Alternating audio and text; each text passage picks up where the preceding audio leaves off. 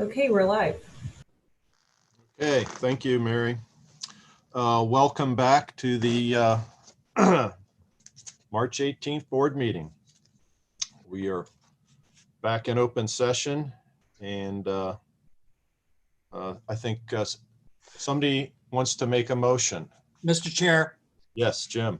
I would move that the park board place Lakita Cole into unpaid leave status, and that we further authorize Director Kish to initiate disciplinary action related to Ms. Cole. Okay, thank you. Can we have a second? Second. All right, Mary, you want to lead us through a roll call vote? President Lindner, Yes. Vice President Getz, Yes. Commissioner Castellini, Yes. Commissioner Thomas, Yes. Commissioner North. Yes. Motion passes. Okay, thank you. Next up on the agenda is the 2022 city funds recommended budget. Kara, you're going to lead us through this. Yeah, gonna get us started here. First of all, thank you so much for your feedback in the first reading of the budget and our last special meeting. It was an incredibly productive conversation and gave myself and Mr. Sherman, our CFO, a lot of great feedback to bring back. So what we have prepared for you today is there are some modifications to what you received last time. The biggest modification is that we have removed everything from this request except for city funds. So that includes the general fund budget, that includes our restricted funds as it relates to the parks budget. So we had previously been speaking about other sources of revenue that you would need to approve. So we've just removed that because what we are in fact talking about right now is, and we are in the process for the city budget approvals. And what we have prepared for you, which is different than the last meeting, is that the recommended budget today is in line with, directly in line with the targets which were provided by the city. So our previous recommendation had figured in the reduction exercise, and what we've realized is that that is just an exercise. It is not what we would look to you to approve. So you have a fully funded budget placed in front of you for a total of $20,919,900. Of that, $9,582,000 is from the general fund budget. Additionally, included in that, the 8% reduction exercise has been modified. We were able to obtain an additional credit for changes to our budget. So we have been able to remove, as part of that exercise, we've been able to reduce the number of positions that we would recommend for position vacancies from 5 to 3. Other than that, everything has remained the same. There are new attachments which have been included per your requests. So there is the updated attachment A, which shows the recommended budget totals. Attachment B was provided in request to demonstrate our table of organization and the current status of our staff. And then the third attachment, attachment C, kind of breaks down that $20 million request into general categories within our budget. So with that, both myself and Mr. Sherman are available to answer any questions. I just would like to thank Craig for all of the work and time that he's spent with me over the last several weeks, trying to satisfy all of the questions and comments that arose from the first reading. So with that, we're happy to take any questions. Thanks, Kara. Okay. Questions from anybody? I just wanted to point out, for the benefit of the rest of the commission, if it is beneficial, recognizing the addition of the summary of all positions report that Kara added to the package. We spoke about some modifications to this going forward, which would really start to help us understand how many people are currently employed with the parks, in what positions, how many positions are open in the parks. So we can really start to formulate some understanding of where we might have some opportunities to build some bench strength to satisfy the mission of the parks. This report in its current form isn't directly responsive to some of those things. But we did talk about continuing to improve this so that we can use it more completely. I think this is a very helpful way to understand where we have applied some resources. Thank you, Molly. No, I agree. This is really good information that it puts the staff in context as it relates to the work that's involved. So, and as always, there's opportunity for refinement and additions. So, yeah, I too like this report. Any other questions or comments? Mr. Chair, the only comment I would make is along the same line of this highlighting of our staffing is when you look at, if you're looking at the schedule, you'll see that included in the fiscal year 2022 budget that we're approving today, it has available 224 total FTEs for the year. And the only thing I'll point out is that to put that in perspective, the first budget that I was participating in, fiscal year 2019, we had approved staffing of 252 full-time equivalents. So you'll see that over the past several years, we have eliminated from our budget 28 full-time equivalents. And at least the initial implication for me or concern for me is that on an annual basis, when the city says due to budget constraints, we need for you to find within your budget X% of decrease spending, we have always had that cushion in our budget of unfilled positions. And just so we know now, those unfilled positions now are only going to be 3. So with the elimination of 28 people over the past few years, we only have a cushion based on this report. We'll only have a cushion of 3 people to offer up, so to speak, as a potential decrease in our budgeted spending if the city comes back with a need for us to show how we would cut our budget. But that's the only comment I'd make. No, I think that's a really excellent point. Next time around, we're going to be cutting into the muscle and in the bone. And it would be interesting to see what that reduction of 28 positions, how that manifests in our ability to maintain and keep the parks, in the condition that they need to be in. So it'd also be interesting to see other departments, and that's that's an over what 12% reduction in or something along those lines, maybe even a little bit higher in headcount. So I'm not sure how other departments have fared, related to that, but yeah, we're going to be struggling the next time this comes around. Any other comments? Okay. Can we have a motion then to accept the budget recommendation from staff as presented? I would move that. How about a second? Second. All right, Mary, you want to give the roll call? President Linder, Yes. Vice President Getz, Yes. Commissioner Castellini, Yes. Commissioner Thomas, Yes. Commissioner North. Yes. Motion passes. Okay, thank you.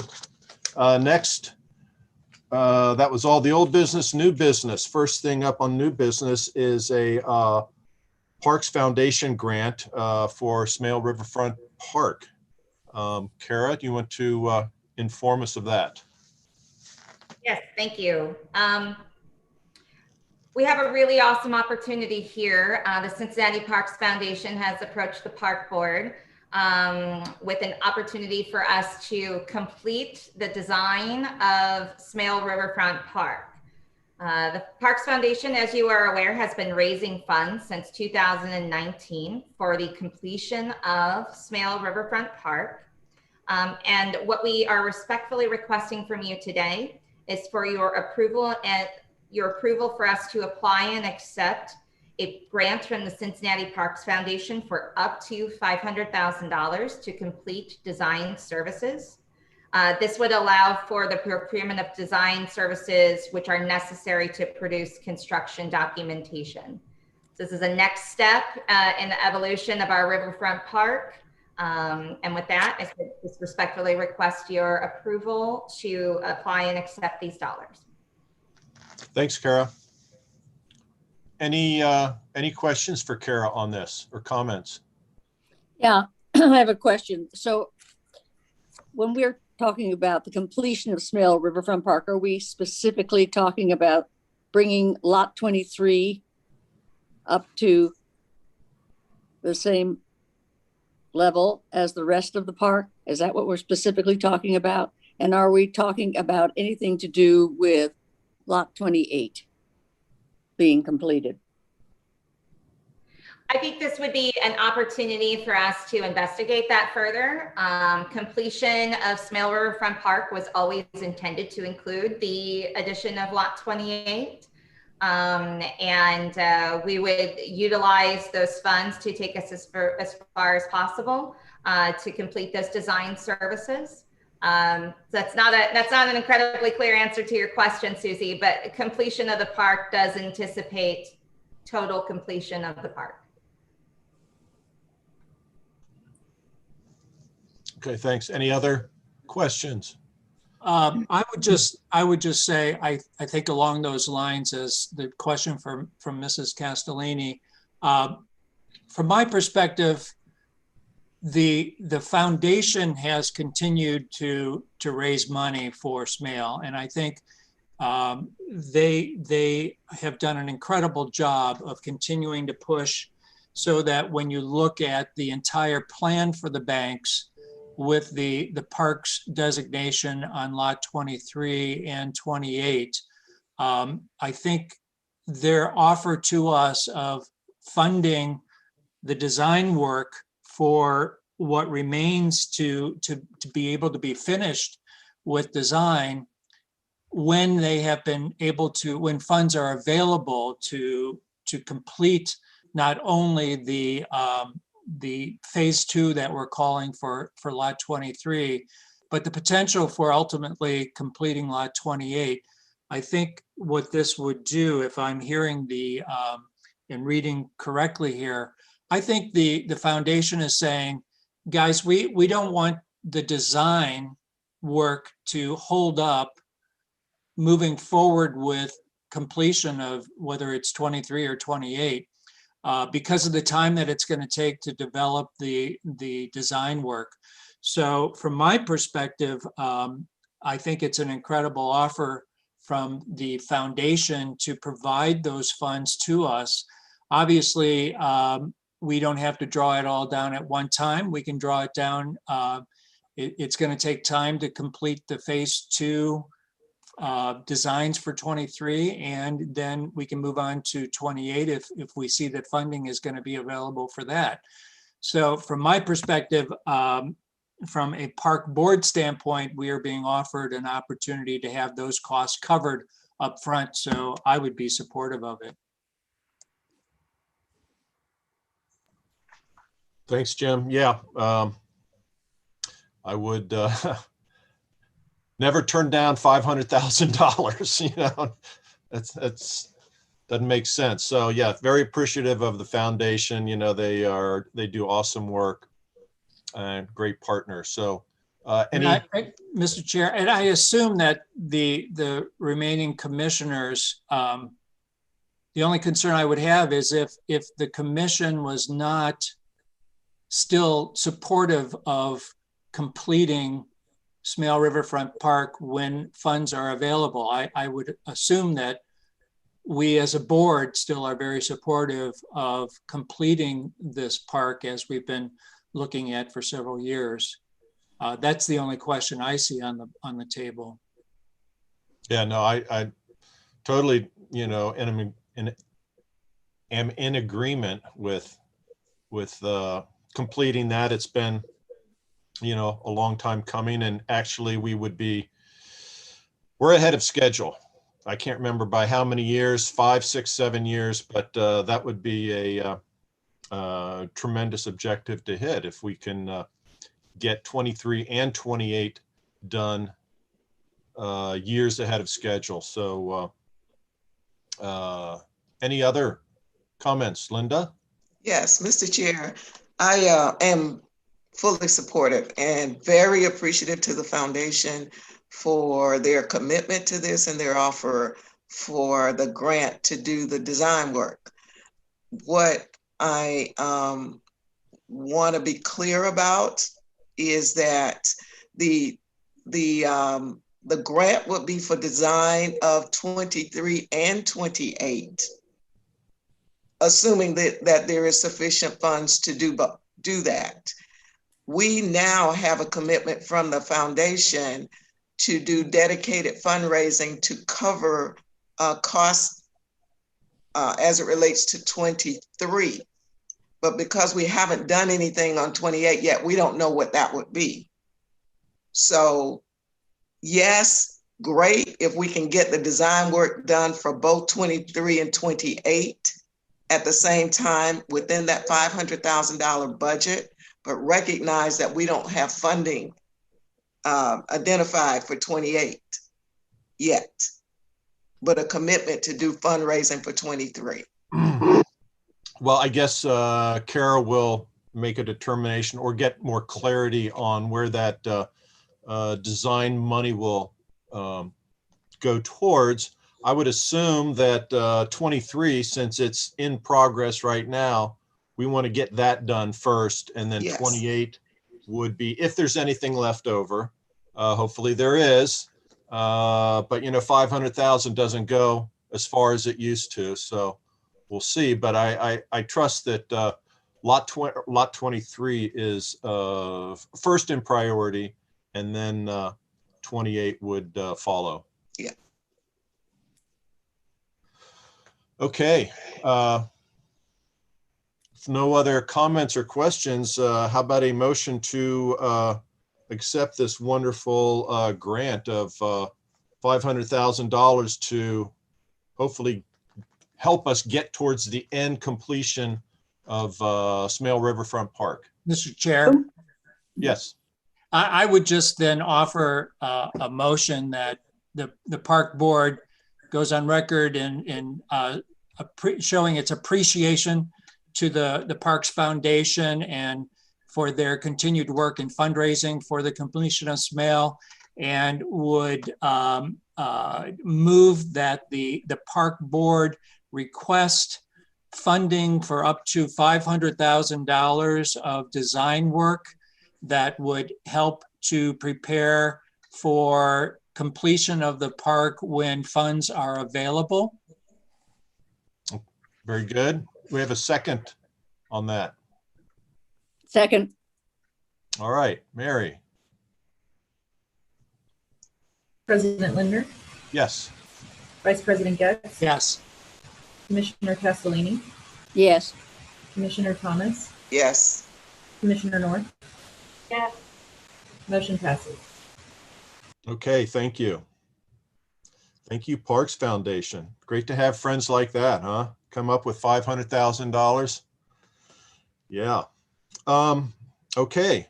Next item is contracts over $50,000, and we are going to, I believe, specifically be talking about one of my favorite subjects, which is stump grinding. So, Kara, you want to introduce Crystal? Yes, thank you very much. And luckily, this is a standard order of business, and we're lucky enough to hear today from Crystal Courtney, who's our Division Manager of Natural Resources, and then she has the next agenda item as well. So Crystal, thank you for being with us. Yeah. Good morning, Commissioners. As it is your favorite topic, I'm here to present on our stump grinding contract, which is generally a 3-year contract.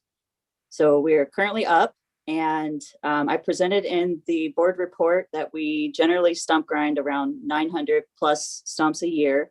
It equates to about $100,000. And this is basically our tree replacement program. As a tree is removed, the stumps are ground, and then a new tree is planted. So I've included in the board packet the contract that we have nearly fully executed with your approval to proceed. So I am respectfully requesting that you approve the presented contract and expense of annual forestry funds from Fund 792 to cover the cost of right-of-way stump grinding citywide. Okay, thanks, Crystal. Any questions regarding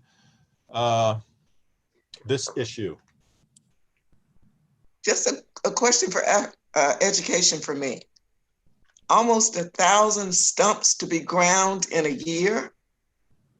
And that's just right away. Yes, ma'am. Is that high? I'm trying to get calibrated. It just sounded like a lot to me. So that's based on a 5-year average. So I keep track of all of our records throughout the years, and just kind of, that's where that number comes from, is based on a 5-year average. So I think it kind of fluctuates. I think that's pretty standard as far as the program runs. That 5 years wouldn't include the emerald ash borer removals that were done in 2013. So it's not inflated based on that. So yeah, that's about what we average. And this is taking out, these are trees that we've taken out, now we need to take out the stumps, and we're replacing these. Yes, ma'am. We plant on average at least 1,000 trees a year. Yeah. Okay. Thank you. Any other questions for Crystal? Okay. Can we have a motion to accept this contract to grind 1,000 stumps? So moved. Second? Second. All right, Mary? President Lindner, Yes? Vice President Getz, Yes. Commissioner Castellini, Yes. Commissioner Thomas,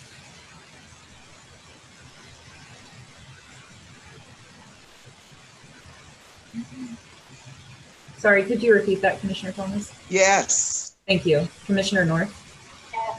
Thank you. Motion passes. Thank you. Okay, I lied. This is really my favorite second favorite subject. Invasive species management. Loving it. Okay, so Crystal, talk to us about that. All right, I have a brief presentation for you to give you an update on the Burnett Woods invasive management contract. So I will start by saying we are very lucky to have been filling positions here in the Division of Natural Resources. So Drew Goebel is our new conservation technician, and he's working directly with Mad Scientist, who is the contractor at Burnett Woods, for the invasive species management that has been taking place over the past few months here. So I just wanted to give him credit, as he did the bulk of the work to help us get this presentation together today, and has been in the field diligently overseeing our contractors. So first and foremost, I just wanted to give an overview of where we've been as the funds have come in, as we've gone into the contractual agreements, and to just give an overview of what the next 4 years looks like. So for the past few months, since the beginning of the year, we have finalized the management plan for how we are going to attack the invasive species throughout Burnett Woods. So what you see here is a map of the area. The various delineations are based upon invasive species concentration changes in different types of invasive species as the contractor has delineated, as well as just basic delineations based on trails or roadways. So if looking at this map, you can see that there's a large area in the northwest corner, area A. This is where the majority of work has been done by volunteers through preserved burnett woods over the past 5 years. This area is representative of what our forest should look like. So I would encourage you, if you get an opportunity, to go out and see the great work that our partners with Preserve Burnett Woods and other volunteer groups have been working on throughout the years. This is what we're aiming for, that area A. As for this contractor, they are specifically working in area B, C, and D over the 4-year period. So for the past few months, they've been working in area B. That's where we identified as one of the priority areas to kind of have the biggest pack, the biggest punch to begin with. So with this, they have completed shrub removal, so honeysuckle removal throughout this area. So if you take a hike through Burnett Woods, you'll see the good work that's been done there so far. They also did an extensive removal in area B4. So this is along the maiden roadway here, and I will show you a little before and after image where you can really see the impact that this made in a very visible area overall. So moving forward, April is the worst time to try to treat invasive species. If you think about the way that plants move, they're kind of waking up and all the energy is going into production of leaves. So this will be the time that mad scientists come in and complete the site assessment for the herbaceous invasives throughout the site. So this contract was formalized in December. So if you could imagine, there wasn't a whole lot of greenery out there at that time. So with this, the next month, they'll be kind of doing that herbaceous inventory of the entire park. And we will be updating our management plan to represent that for how we're going to tackle those specific species.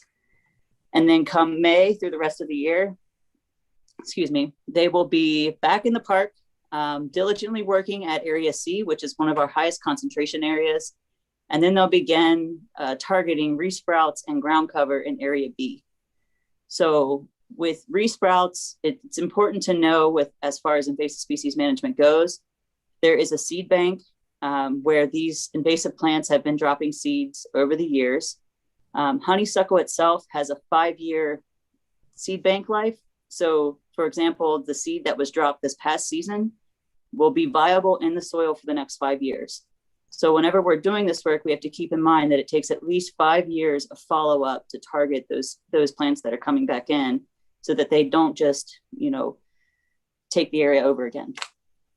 So moving into the rest of the year, they'll be targeting area C, doing resprouts and ground cover in area B. And then in 2022, we'll start with mechanical management, which is basically a skid steer with a big brush trimmer on the front of it that just kind of mows the invasives down. Since that is one of our highest concentration areas, that was the method that we decided to go with because the density of invasive species there hasn't allowed for anything else to grow. So there won't be much collateral damage. And then through the rest of next year, we'll be focusing again on area resprouts in area B and C, as well as area D, as Preserve Burnett Woods has done their due diligence in removing the invasive species in area A. They are chomping at the bit to keep the work going. So they're actually saving us some money in the long run for this contract by switching gears to area D. So they've pretty much cleared D1 that you see here on our map, and we'll be moving into D2 through the rest of the year. D3 they had done last fall. And then the last 2 years, the contract will just be sweeping the areas to target any ground cover or resprouts. And so the work to date, as mentioned, all of area B is complete. And here's a breakdown of the timeline that they did this work in. And then here's the before and after picture I was referring to of the hillside along Clifton Avenue. So this is the before. You can see it's pretty weedy. And this is the after. So you can see it's almost completely, you can see how little was actually there when you remove the invasive species. So this spring we'll have a concentrated planting effort. We'll get some native seed down and really start trying to bring that area back to life. And then finally, I just wanted to give you an update on our budget. So overall, this project is budgeted for $250,000. There's roughly 29 acres of forest to manage here. So far, we've spent 21% of our budget, which had me very concerned at first until we really broke down the acreage and what we were dealing with. So as you can see in this table to the left, the total acreage for area B was roughly 16 acres. We have 12 acres spread between area C and D. And so the majority of the cost for this kind of work is strictly in that initial shrub removal, just getting access to the area. So with this, we've estimated that the cost per acre here is going to be about $1,800. For shrub removal, we have 12 acres left to do with an estimated $23,000 to get us through those areas. There is also a hefty charge with chipping.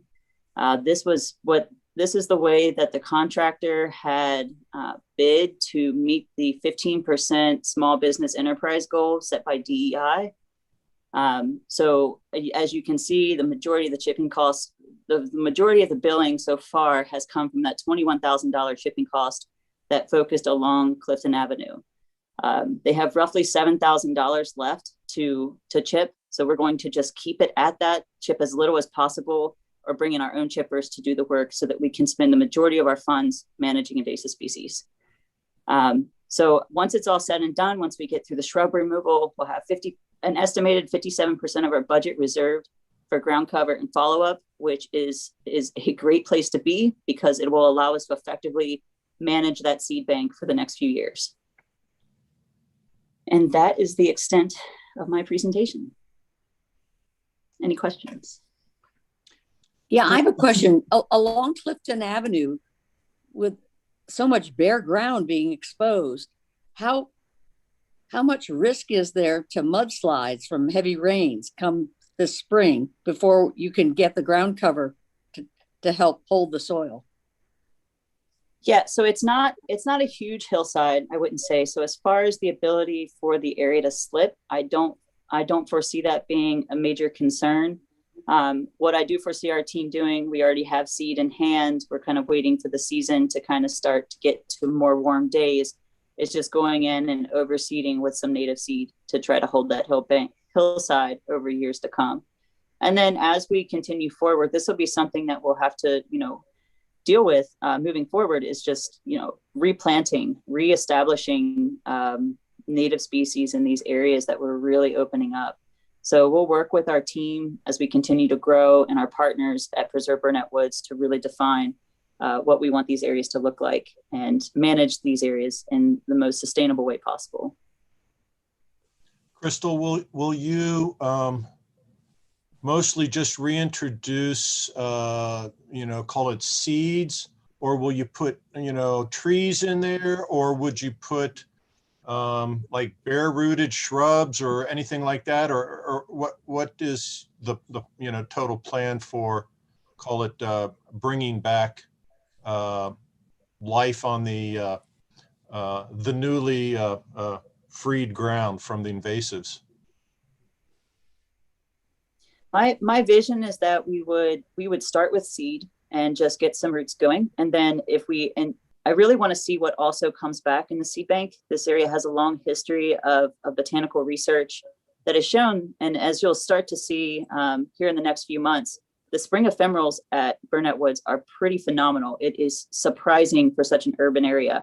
So I don't want to overseed it to the point that wouldn't allow for some of that stuff that might still be in the seed bank to kind of expose itself and bring itself to life for us to see.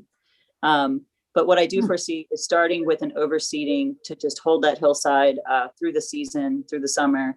And then if we find that we're not seeing any good plant material in the seed bank, then yeah, coming back in mostly with whips, so bare root tree seedlings, and to kind of just reestablish what should be there and to hold it for the long haul.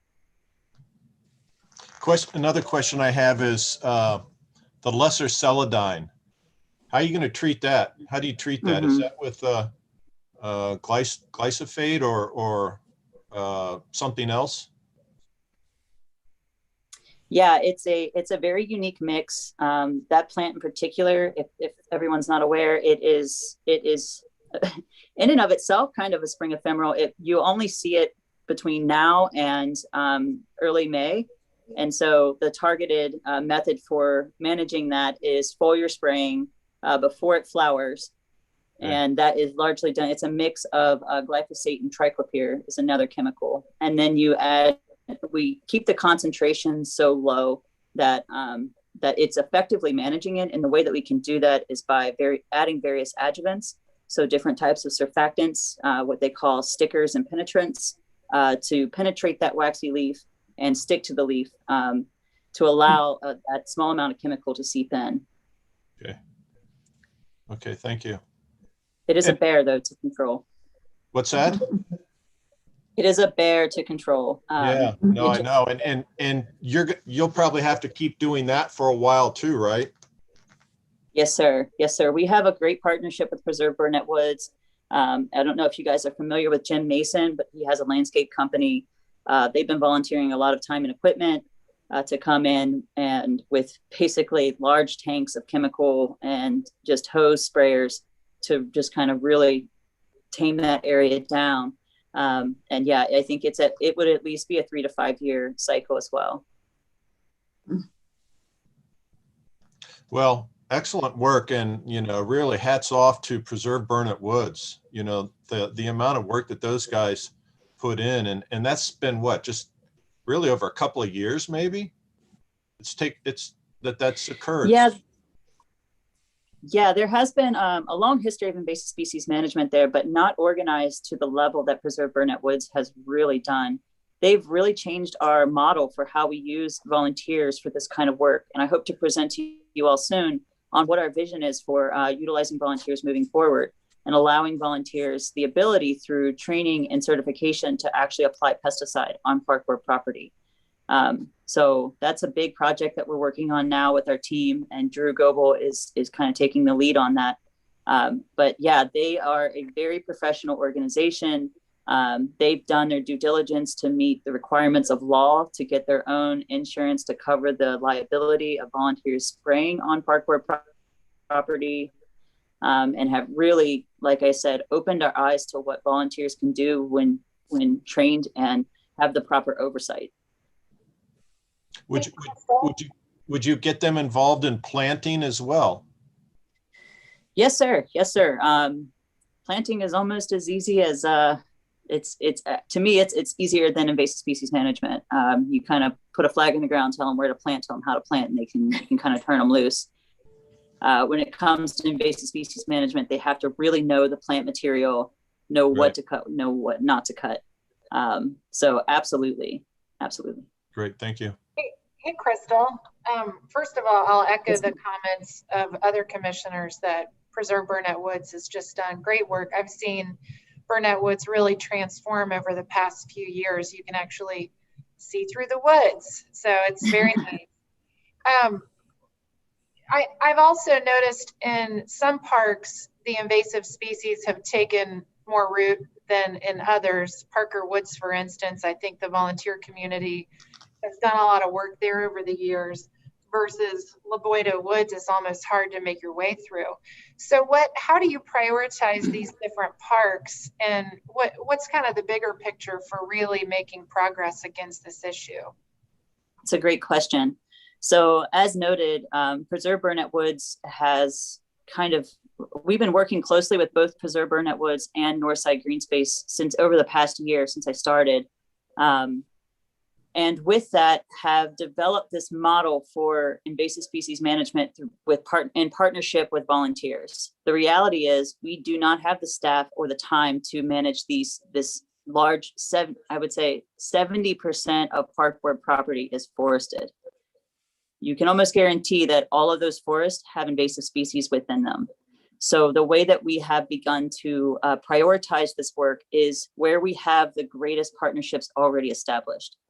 For example, Burnett Woods may not be the most pristine area for us to target, But because we have the powerhouse of Preserve Burnett Woods and the great leadership there, we've been able to build this model, and that's kind of where we started. So with Drew coming on board, we've begun developing land management plans for the sites that we know we have volunteers committed. So we started with Burnett Woods. We're moving now into Parker Woods and Buttercup Valley to continue kind of building out the work that Northside Green Space has been doing over the past 20 years. And then we'll be working into Mount Airy Forest this summer in partnership with Groundwork Ohio River Valley, who will be helping us run the Greenleaf program. So we'll effectively have up to 50 youth employees who will be led by that group in the targeting of invasive species based on the management plan that we put together. And then once we have Parker Woods and Buttercup Valley under thumb and moving forward, Loboito is our next natural area to go to. It is a nature preserve. It has it has a nature center. It is actively programmed. It has some of the worst trails in our trail system as well. So I definitely foresee, once we get our team on board, once we get our trail technician in place and our land manager in place, Loboito Woods will be one of our key areas that we start with. And then we've also been partnering with Groundwork Ohio River Valley, who has a program at Aiken High School. They have a kind of a Greenleaf program that they run year round there to build entryway into Tanglewood Forest, a nature preserve from Aiken. And then they'll be helping us with invasive species management there and trail building. So again, it kind of goes back to where we can build capacity, where we can continue to build upon partnerships in order to do this important work long term. Because what you don't want to do is go in and just mass kill a bunch of invasive species and then not have a management plan or method in place to take care of that area for long term. So that's what the park board has done historically. You know, we've done a lot of great invasive species work throughout the entire park system, but if you don't have a cyclical maintenance plan to come back in and target those resprouts, you're basically just opening the area up for the next generation of shrubbery. Mr. Chair, Yeah. this really is a transformational project that's been started. And I tell you, the number of people who are walking through Burnett Woods and saying that they never realized the trails that were in the woods, and just the visibility of the sector there you called B4 along Clifton Avenue. It's so visible to people, and people are now noticing the woods. So I think it is a great model that you've developed, and hats off to the Preserve Burnett Woods group and the group of horticulturalists almost that have been doing this for years in Burnett Woods. But the model that's been developed, I think, is just perfect and is something that I really look forward to being able to move out to our other parks. And Crystal, I appreciate your approach to this, how you're envisioning that this can be rolled out to all of our other parks as well. I think it's a great compliment to you and to Director Kish and the groups that have been working on this, because it really is transformational. I would say this vision wouldn't be possible without the partners that have come together to help, you know, build that vision, and the just development of the excellent team that we're really building here in the Division of Natural Resources. It really takes a village to do this kind of work. And I am so excited to see what this year looks like and to get this pilot project really built out in a substantial way, because I think this will be a guide for cities around us for tackling the same issue. You know, I worked in Covington for 6 years, and we had the same issues there in all of our forests. So I think I'm really excited to see this kind of roll out and see what we can do. Well, and as a challenge to us as a board is, you know, we put our money where our mouth was, and we gave you some resources there to contract for some core work. So I know I will be behind you and supporting funds going forward for these other parks. So thank you. Thank you. Thank you, Crystal. A huge congratulations to Crystal and her team. As you've all said, incredibly exciting. Crystal, the one thing you didn't touch on, which I think is an incredible step in those partnerships and those opportunities to expand our capacity. Can you speak to the yet another way that the Cincinnati Parks Foundation has aided us in this process? Yes, yes. I was just thinking about that once Commissioner Getz mentioned putting your money where your mouth is. The Parks Foundation has made a commitment to conservation and invasive species management as well. And any opportunity that they get to find a grant, they do, and which is phenomenal. So we currently have about $25,000 worth of grant funds for Mount Airy that we will be using to target invasive species there. That is our largest green space in the city and is completely inundated. So we have quite the challenge ahead of us. So again, we're looking to build capacity with that funding by partnering with Groundwork Ohio River Valley to both lead youth in this green industry movement and this green industry kind of career focus, as well as doing really good work to rid our forest of these invasives. So between Groundwork Ohio River Valley, potential partnerships with we have another individual at Loveland Excavation Company who generally does construction work, but is really interested in improving our trail system as well. So we'll be looking to them to maybe partner on bringing in equipment to do that kind of mechanical invasive species removal, like I mentioned, that we'll be doing at Burnett Woods, to really kind of capitalize upon what our staff would not have been able to do without those partnerships. So hats off to the foundation, and thank you for all the support, both from the commissioners and our foundation. And to wrap it up in a nice bow, Crystal, can you speak about the impact of the insurance coverage that the foundation is providing? Oh yes, how could I forget? So much going on. So as mentioned, Preserve Burnett Woods really helped us build this pilot. So through a conversation with law since 2019, we were wondering how can we get herbicide into the hands of our volunteers? And effectively, in order to do that, we had to have the volunteers had to be covered for their liability of spraying on property. We've developed a training program and a certification program that will effectively allow them to, will effectively ensure that our volunteers are trained to the same standards as our employees, as far as how to apply safely, when to apply, when not to apply, and overall how to protect their liability to do that.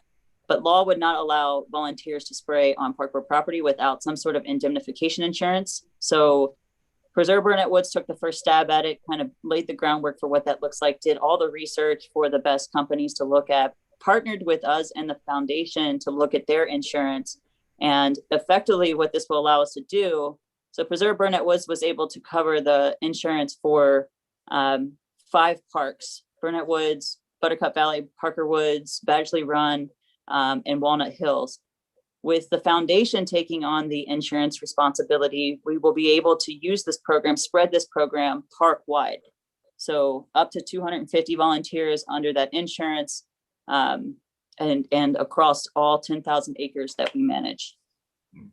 So. It's a relatively low dollar amount, but incredible impact that we were not able to do through the city system. So it's a really awesome way. Thank you so much, Crystal.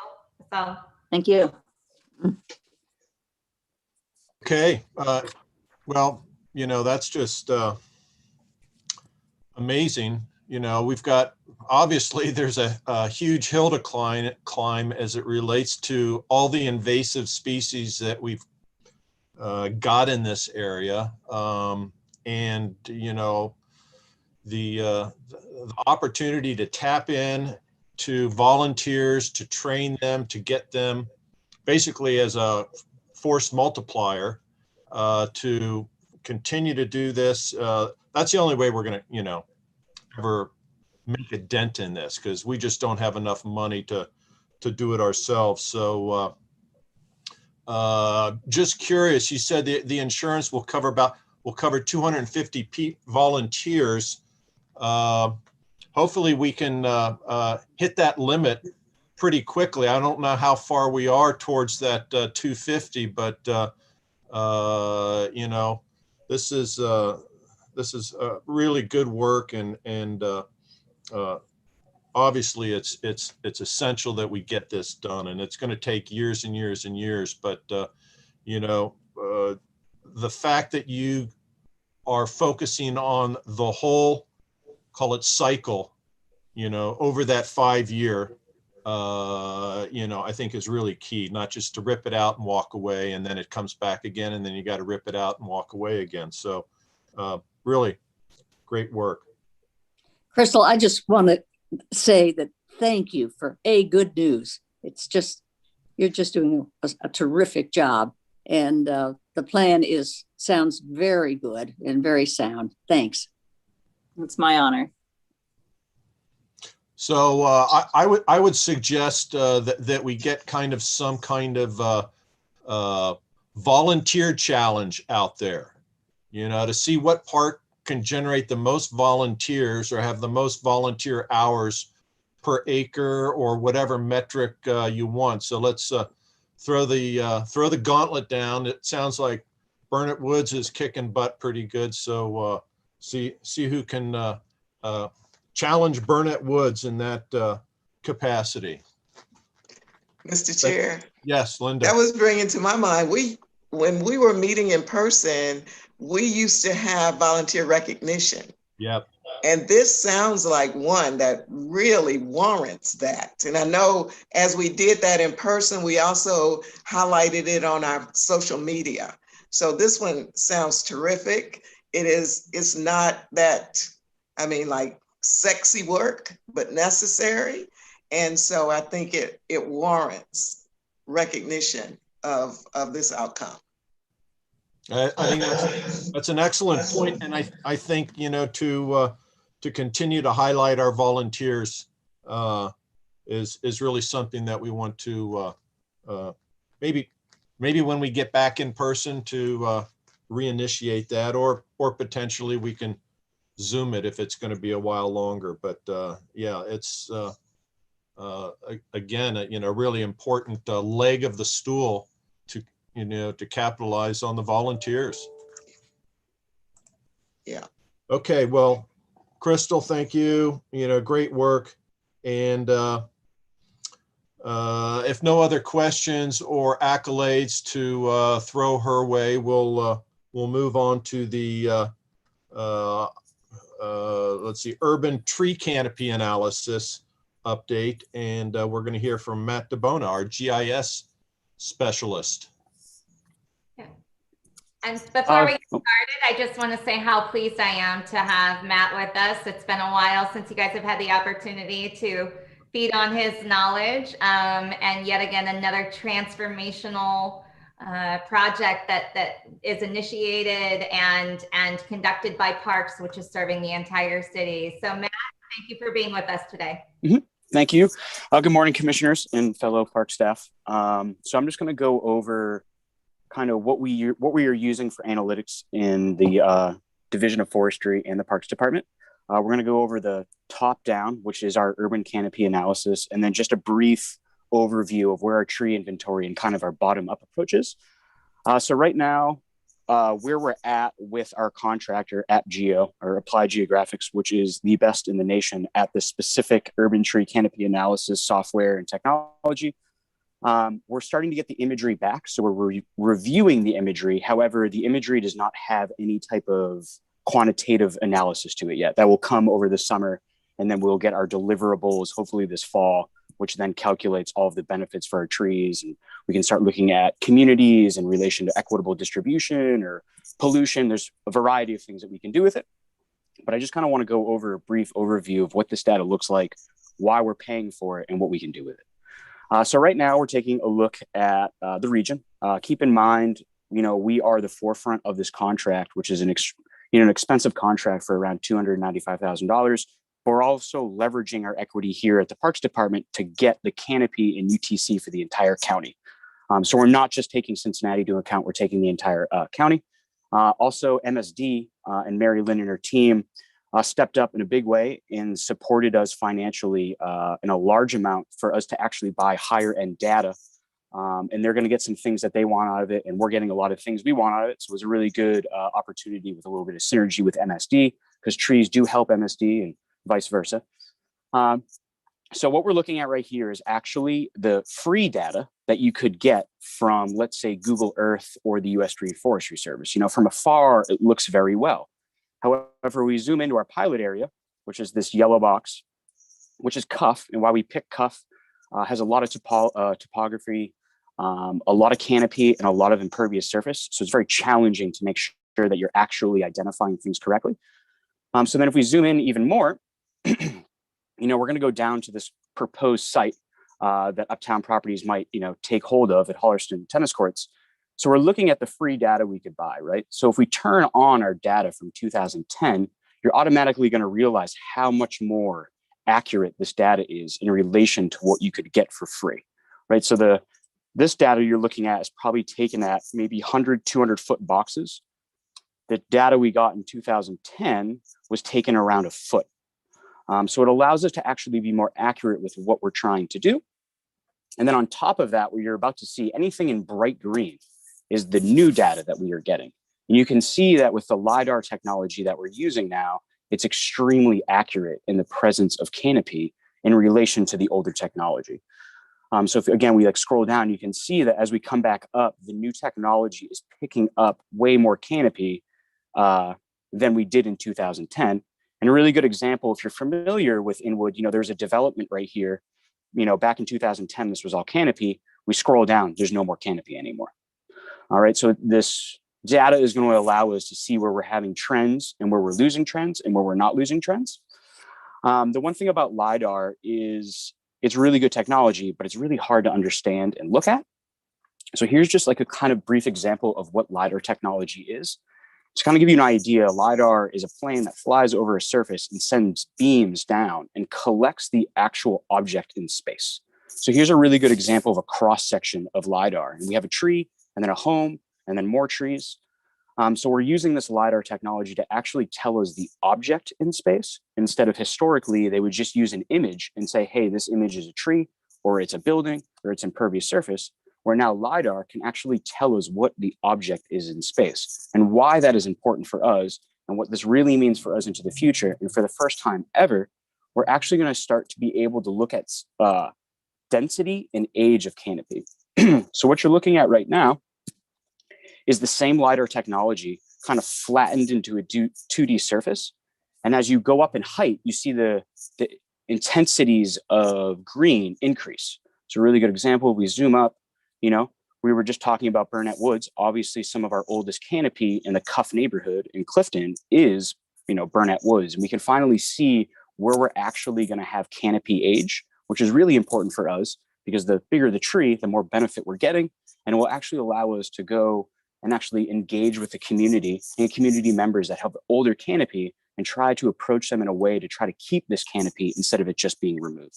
You know, unfortunately, the urban forestry team is really good at what we do. However, we can only really impact 1% of the canopy within the right of way. This tool is going to allow us to engage private property owners to kind of show them the benefits of why, you know, they need to keep older and bigger trees within our community. So that's kind of just a rundown of how our LiDAR technology works. And then kind of, you know, what are the products we're going to get from this? To kind of give you a little bit of an idea. Here's another screen. So this was from our 2010 data, and we can go down a little bit more. And now you're looking at the change over time from 2000 to 2010. So we're going to have the same thing moving forward from 2010 to 2020, which then will allow us to, you know, individualize neighborhoods and see where we actually need to increase canopy, or actually, you know what, let canopy be, you know, canopies increase 5%, you know, from 2000 to 2010 in Mount Airy. Let's actually focus over in Oakley, where we see 11% decrease in canopy. So those are the kind of the products that we will get with that as well. We're also going to be getting a interactive web page that anyone can use in the county. It will be free, and you can plug in the attributes that you're looking for trees. So you could look at the best place to plant. You could look at water mitigation benefits. You could look at pollution reduction benefits, and the computer will automatically generate where you should be planting trees. You know, again, we're fortunate here where we kind of just need these tools to guide us. We're out in Hamilton County and some of the municipalities where they don't have forestry teams. those tools are really easy for them to use to just do simple things to try to increase our canopy across the county and the region. So does anybody have any questions on kind of the top down before I go to the bottom up?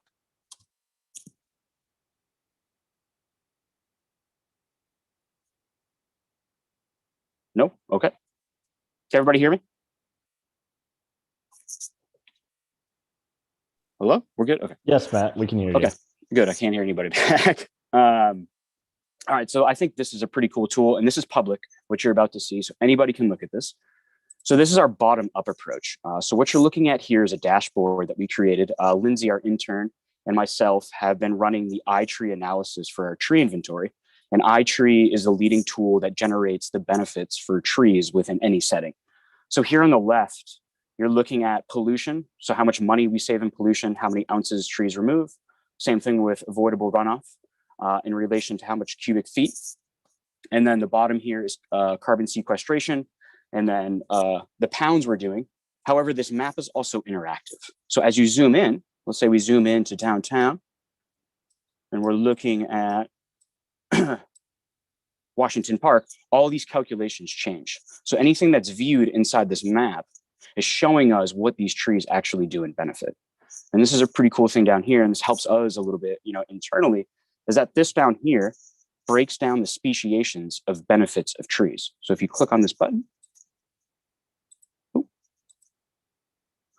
so this highlights the #1 tree in benefit that we are getting in this area. And if you click on this tree, it will tell you the species, the address, what community it's in, and then all of the benefits. So the structural value is probably the best one to kind of understand, where if we wanted to replace this 42-inch silver maple, it's going to cost us $17,000 to get a tree that big. And then you can go and break down the carbon, the avoidable water, pollution mitigation. Again, and the map is interactive, right? So we click this off, we can zoom back out. And then everything will recalculate based on what you're valuing. So I think this is probably the best number here when you're looking at total structural value, right? So just the 37,000 trees we've inventoried so far, it's $50 million to replace that, right? So the equity just to even, replace this overnight is unaffordable, right? So, and this program's been going on for a long time, and you see what we're getting in return.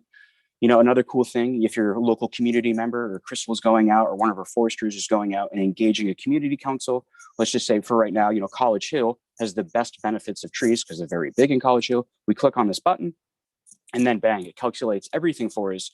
So we can go and engage community members to say, hey, look, just the street trees and a little bit of park trees in your community, you're getting $5.4 million in structural value.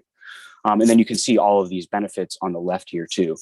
So these are kind of the different approaches that we're using and building in the coming year to help us manage the canopy, promote the canopy, and be very strategic in how we want to replant, where to replant. I know, one of the things we always talk about is vacant tree sites. Where can we plant trees? Because that's the most important thing we do. And here's another map that we use internally to help guide the urban forestry department. It might take a little bit to load because these trees we have a lot of them. But this website, you could click on here. It doesn't want to load today. But this map is used by our team where they can easily go out and identify where they have vacant tree sites based on our inventory. So this might take a little bit to load. So now we're loading up again downtown. I'll open up this legend. So we have this legend for you. Any star is considered a vacant tree plant. So if I go over to the maintenance, 93% of our trees are in okay condition. They don't need work. We don't need to remove them. But 5.2% of them, so 186 in the view of this map, are vacant trees. We click on it, and then it'll only highlight these vacant trees across the community. Another thing we use for this tool is the Santora model, it's called the 30-20-10 rule, which you do not want to exceed 30% family, 20% genus, and 10% species of a given tree within an urban community. And that's to build resilience, right? So if you have a pest come in like Asian longhorn beetle and 40% of your canopy is maple, it's going to destroy your entire canopy. So what this does is allows the team instantaneously to get these calculations on the fly. So this will then recalculate for Robin for downtown, and it'll show that, hey, he has 27% of one family.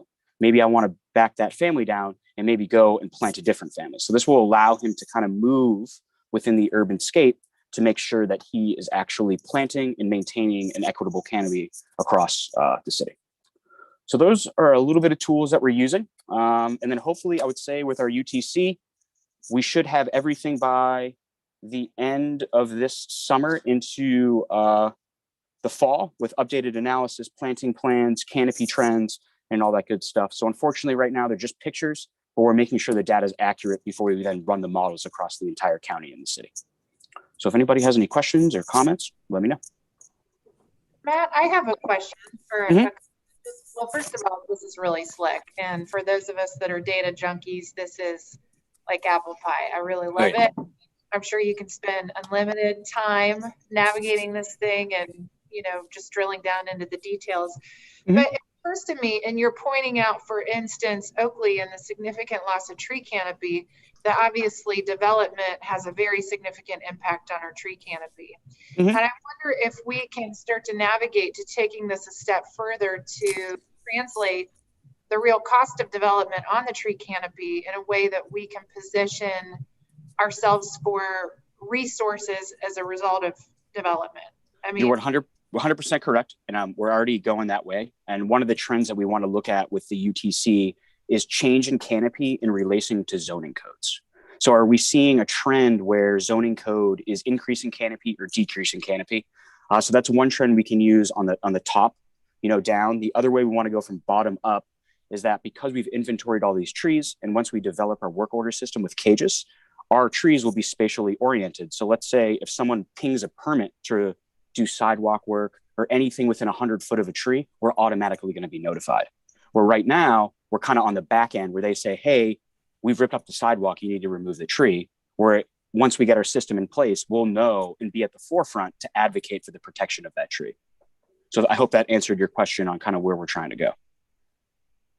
Well, yes, in part, but the other is and let's just use the parkland in the Clifton area that we've talked about, the development hiring. First of all, there's a value of the land, but there's also, I think you pointed out, there's a value of the loss of the tree canopy. Our ability to really quantify that and make sure that the urban forestry program is made whole as a result of all the benefits of development generally, I think is an important and broad direction that we want to continue to move this. Yes, so we will be doing that. So it's hard to kind of understand, but if you zoomed all the way in here, I don't know if you can really see that, but they're tiny little pixels, right? And each one of these pixels, when we run the analysis, is going to have a value. So we can place a value based on surface leaf in its ability to create benefit. That's how the technology works. So theoretically, what we can say is, hey, we have this outline, we add up all the boxes, we have this value, now erase all those boxes. We have lost that value, that needs to be replaced.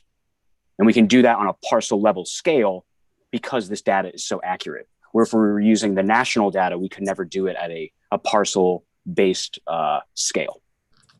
And so Matt, if I may. Go ahead. If I may, for this particular parcel that you're seeing here, we were asked to do a tree valuation for what would be lost, and it equated to almost $300,000 worth of trees.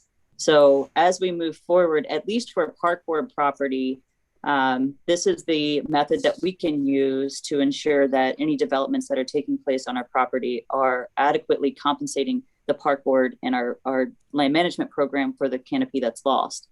As far as street trees go and trees in the public right-of-way, we use the tree valuation method anytime that trees are being removed. And that is guided by the Cincinnati Municipal Code 743, which is the Urban Forestry Code. One aspect that we haven't dug into and that I'm still seeking clarification from law on is whether or not canopy loss on city-owned property would also fall under that code as well.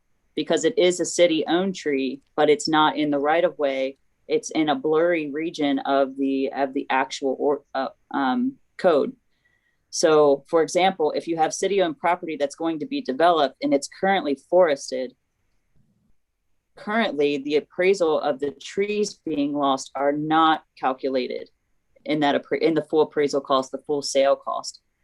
There is no funding coming back to the forestry program to reinvest those funds into public property for what's being lost on public property.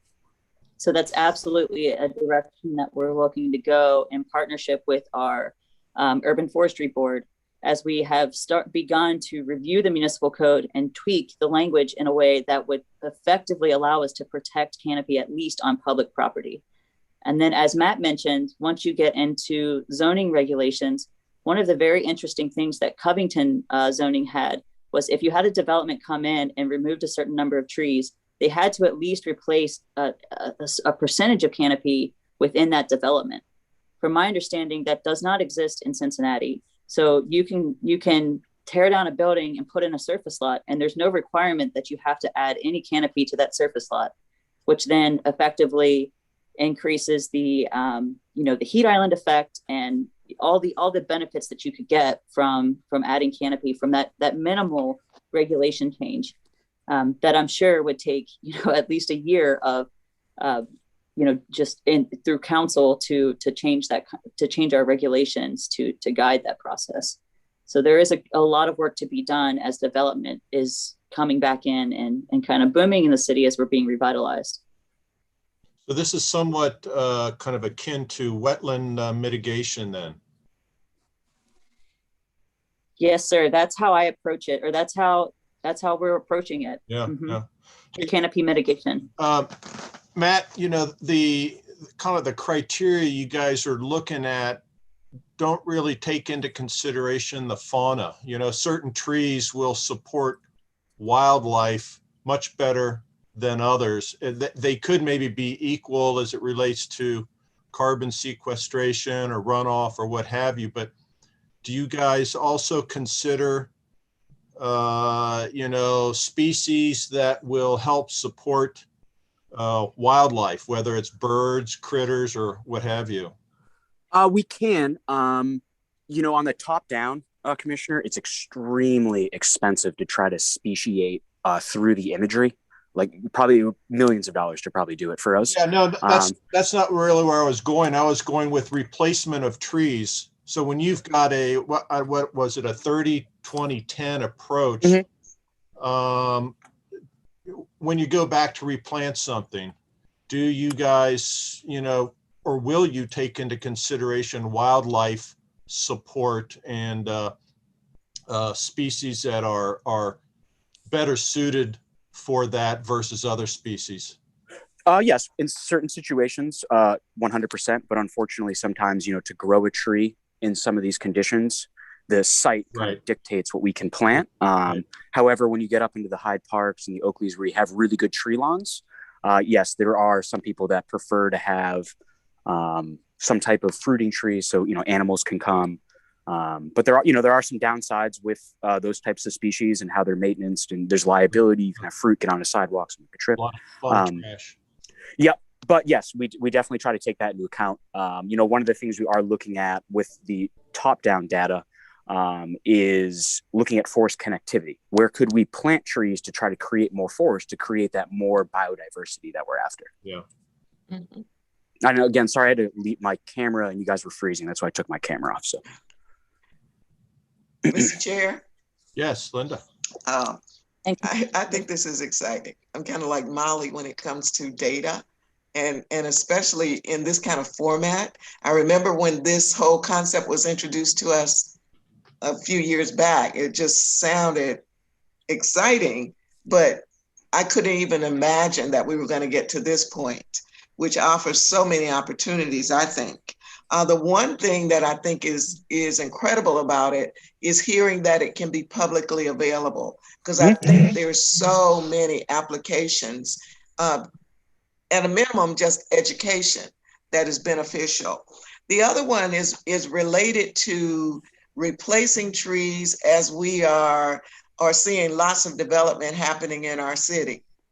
And while I understand we don't have the same kind of regulations that you mentioned in Covington, I'm wondering if there are any incentives in place. So as developers are doing their thing, what if any incentives are there to think about adding another positive impact to the community, to the environment, when they think about trees and landscaping and all of that in their designs.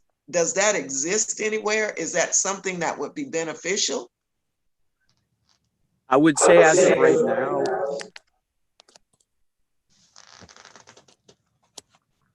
we don't have anything like that. That was actually my thesis research, was looking into those specific ideas.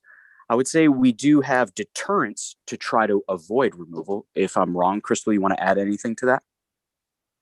So I know MSD is currently working on an impervious surface fee. I think our hope is that we'll be able to partner with them to include canopy as a measurement for mitigation of impervious surface on private property. We're not there yet. As far as incentivizing developers to increase canopy on their property, that does not exist yet either. In my experience working with developers, they're very black and white.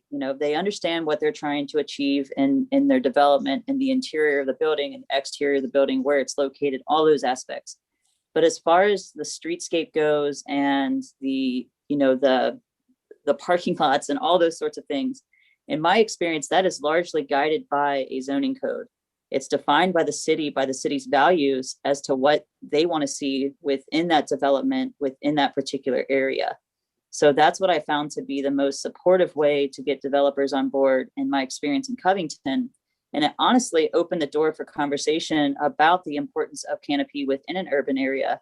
And in that experience, a lot of them didn't even think about canopy in that way, or the benefit of trees, or the importance of trees for the social, environmental, and economic benefits that would be bringing to the residents of the development that they were pursuing. So I think by having the code in place where it may be more regulations, I think it honestly is an educational opportunity with our development community. But again, I feel like if they have a choice, they're going to maximize that parking lot based on the amount of parking spaces they can put in, which in effect has a negative impact on the community that surrounds it. Yes, this was bringing to mind, we had a presentation in Avondale just recently on the development that is happening along the innovation corridor at Martin Luther King and Reading Road. And one of the things that is very important in that development is stormwater management. So the developers are going, I think, to extra effort to build in water management and have it be aesthetically appealing and beneficial to the whole development. And I'm thinking trees can do the same thing, but it's a matter of how do you get them making sure they're educated about these kind of benefits and seeing how it's a benefit to them and to the community they're building in. Absolutely. And that green infrastructure focus, I think, is a part of what MSD stands for as well. But I feel like the way that we can really improve is by improving that relationship with the governmental entity that is overseeing that aspect of it. Because absolutely, in Cincinnati, we have canopy. Our city's covered with almost 40%, which is the national goal. But most of our canopy is on undevelopable hillsides. Where our big issue lies is stormwater, combined sewer systems, combined sewer overflows. And that's how MSD is able to regulate and really push that message. So I think through strategic partnership, that's one way. The other area that we've been improving upon is just by being at the table on the front end of the development. So we have currently been connected with what are they called? I forget the name of that department, but basically it is the Department of Transportation and Engineering, Buildings and Inspections. They're the ones that oversee kind of that coordinated reporting piece from the very beginning.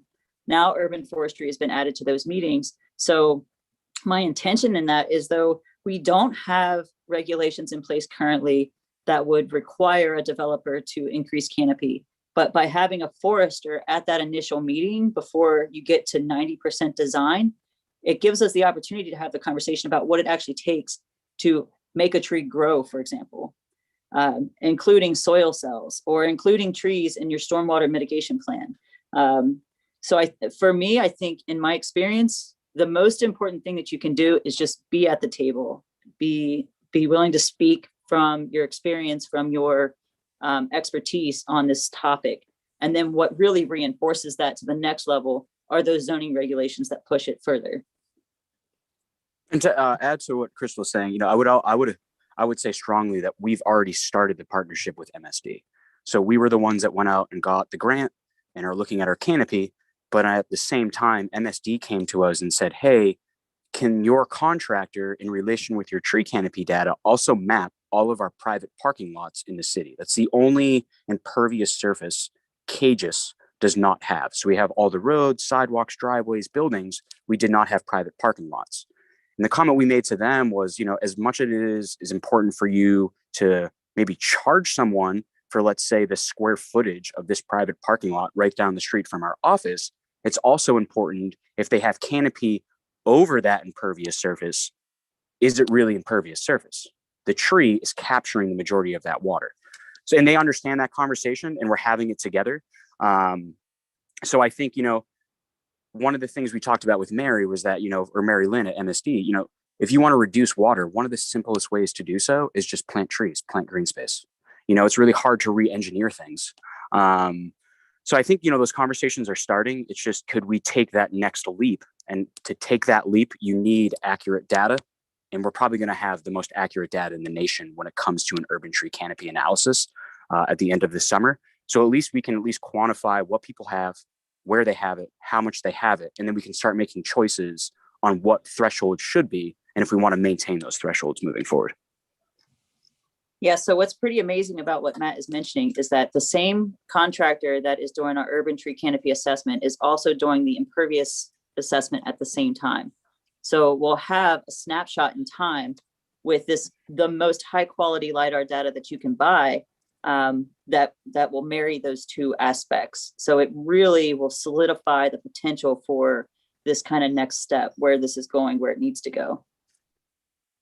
As you are educating us, are you planning to educate City Council and expose them to this incredible plan? Yes. Yes. I would like to wait for it all to be kind of packaged, nicely neat, ready to go. There's no explaining, really good pictures, kind of like how, when our data is correlated, we're going to have maps like this.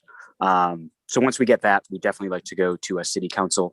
One of the other things, the reason why we went and spent an absorbent amount of money to get this LiDAR technology is that in the past, our urban canopy analysis was taken by photos. So you take a photo in time and then you do land classification. So let me just kind of give you an example. So now we're looking at a photo of downtown. So what it would do is say, hey, this is tree, this is impervious surface, that's a road. And what you get is called land classification. So this is a land classification for the entire county. However, the only time you can take a photo to do this type of analysis with canopy is in the summer.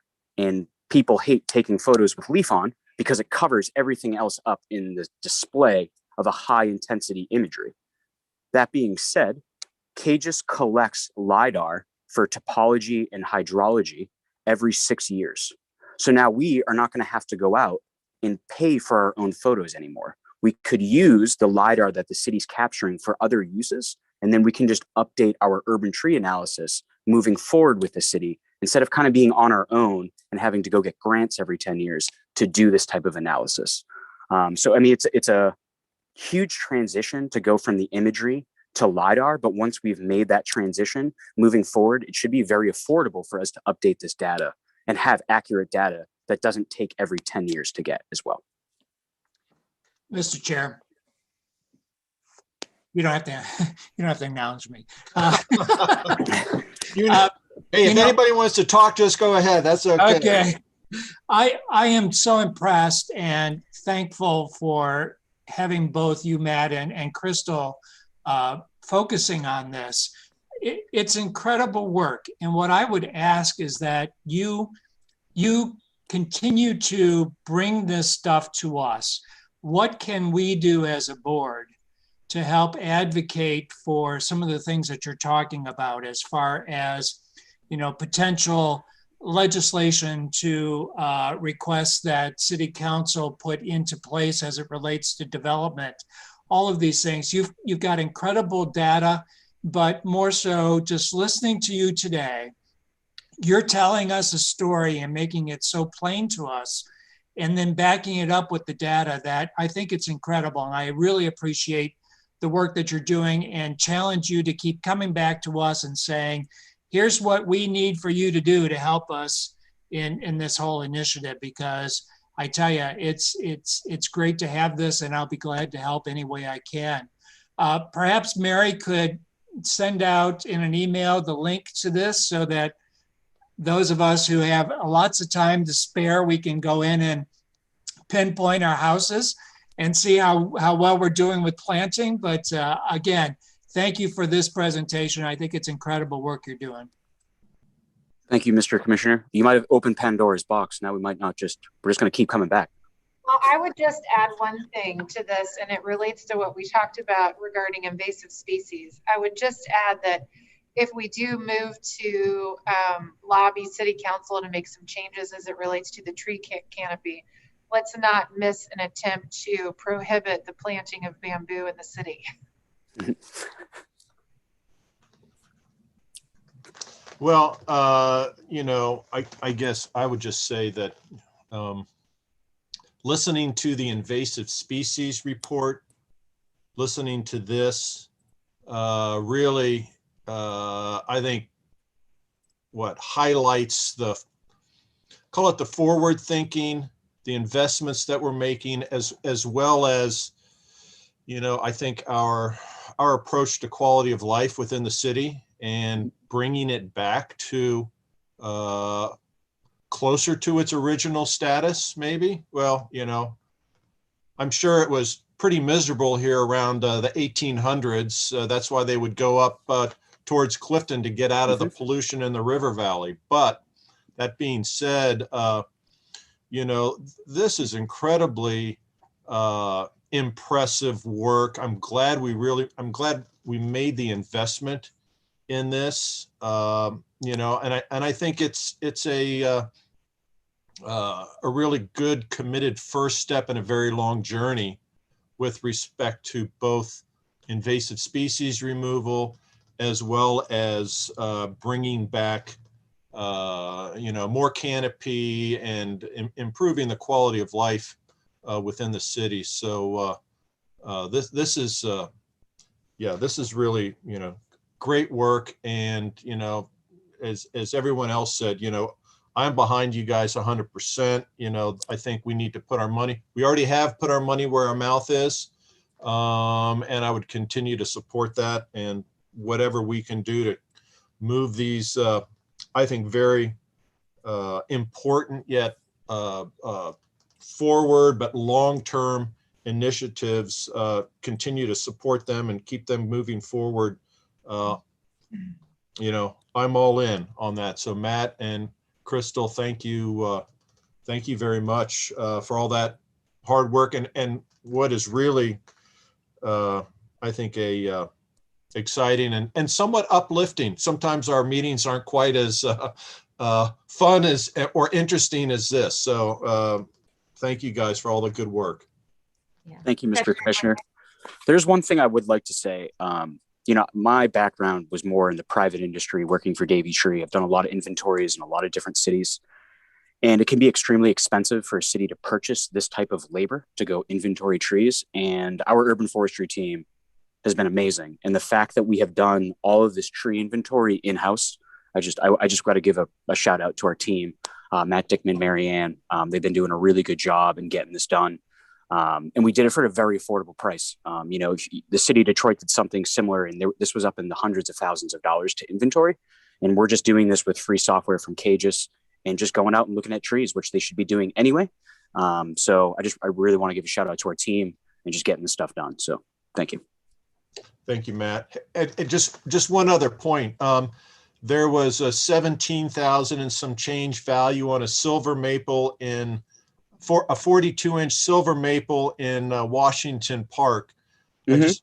For the 3 viewers that are watching, I just want to make sure that they know there's no way you can replant a 42-inch silver maple. So when that puppy's gone, it's not coming back. It's gone. Yeah. And I mean, you can replant that, but it's probably going to cost $1 million and take 10 years to do, you know, because you have to give it fertilizer and there's all these things. I've actually done them at Davie. We can't do that. What we can do is protect them. Yeah. And the other thing is that unfortunately, due to the air quality in the modern world today, we're not going to get the same big tree growth that we got 150 or 200 or 300 years ago. Mm-hmm. So, you know, for sure, let's protect what we got because it's not coming back in the same fashion. That's correct. And the first thing to do to protect, you must identify. So we're in the identifying stage. Yeah. We're starting to move into the analytics and then hopefully work order system, and then really start engaging back into policy to create this value that we now have the information for. So 2023, we should, or 2022, we should definitely be rolling really, really good with this data. So great work. Thank you. Thank you, guys. Thank you. President Lindner. Yes. To wrap this all up, I just want to, as you undoubtedly have seen, Cincinnati Parks is at the top of our game, and this is a light speed forward in terms of the next new technologies are right here within our system. Unquestionably, the investment in the software and imagery is important, but we would be nowhere if it wasn't for the passions and talents of Crystal and Matt and the entire team. I'm just so thankful, and thank you for your passion collectively as the commissioners and investment in this. So it is because of all of these actions that we're going to be able to do incredible things moving forward. So thank you for your continued support. Absolutely. This is really good stuff. Okay, as much as we don't want to leave this subject matter, we will, and we're going to move on to the Mount Airy Forest community engagement. So Steve, we've missed you this morning. So now we're so happy to have you and your cat, join us. And one or the other may in fact do that. Good morning. I'll just give a brief overview of the community engagement process that we've been going through with Mount Airy neighborhood. The neighborhood representatives approached us about a year ago and said they wanted to do a new neighborhood plan. They were scheduled with the planning department to do that. And the pandemic kind of interrupted that, but still they wanted to work with us because Mount Airy Forest obviously occupies a huge portion of the neighborhood. So we did a few things. We worked with them to develop a survey, and the survey results are attached to this report. We also put together a working group and had 2 community engagement sessions. So you see a description in the report of some of the people who were represented in our working group. We're talking about representation from each of the community councils around Mount Airy Forest, the many different users of the park, hikers, trail runners, mountain bikers, disc golf players. We also had the park police represented, Northside Green Space we heard a reference to earlier, park staff, and there is a Mount Airy resident who used to be a park commissioner. Kevin Flynn also participated in the engagement sessions.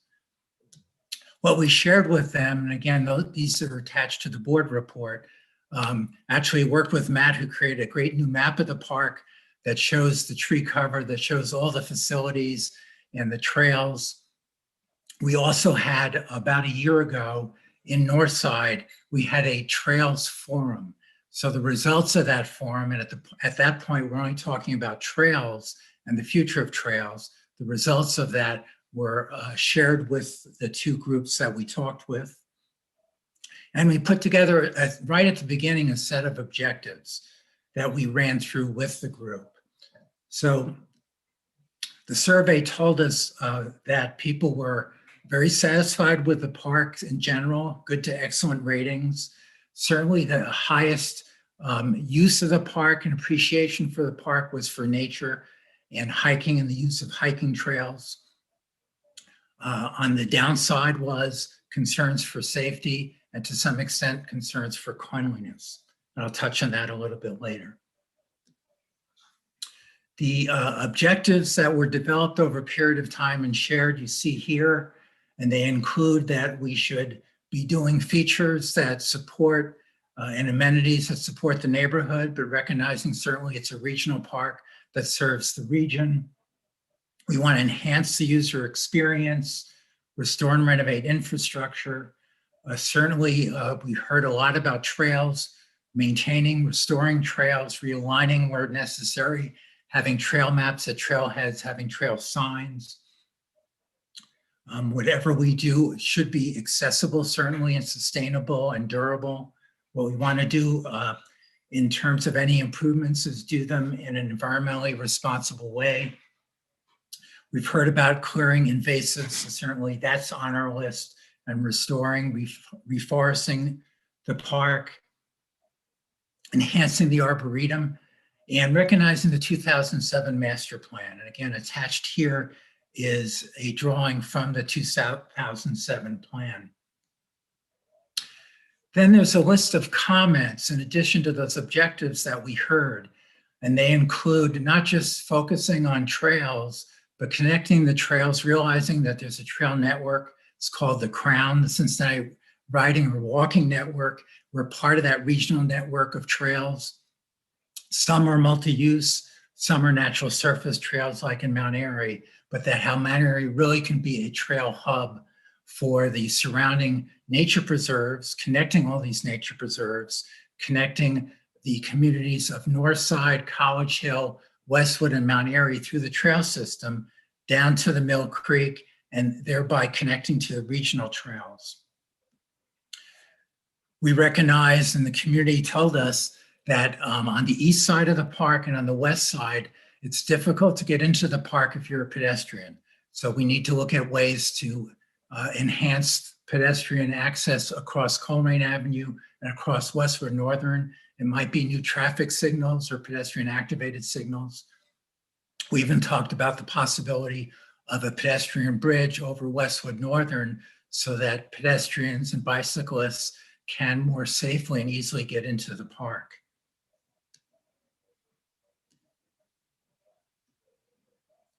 Again, we talked about the arboretum. On the survey, people appreciated Mount Airy as a family focus and family events. So there was a mention about that we've had Mount Airy Forest Festival and other activities in the park.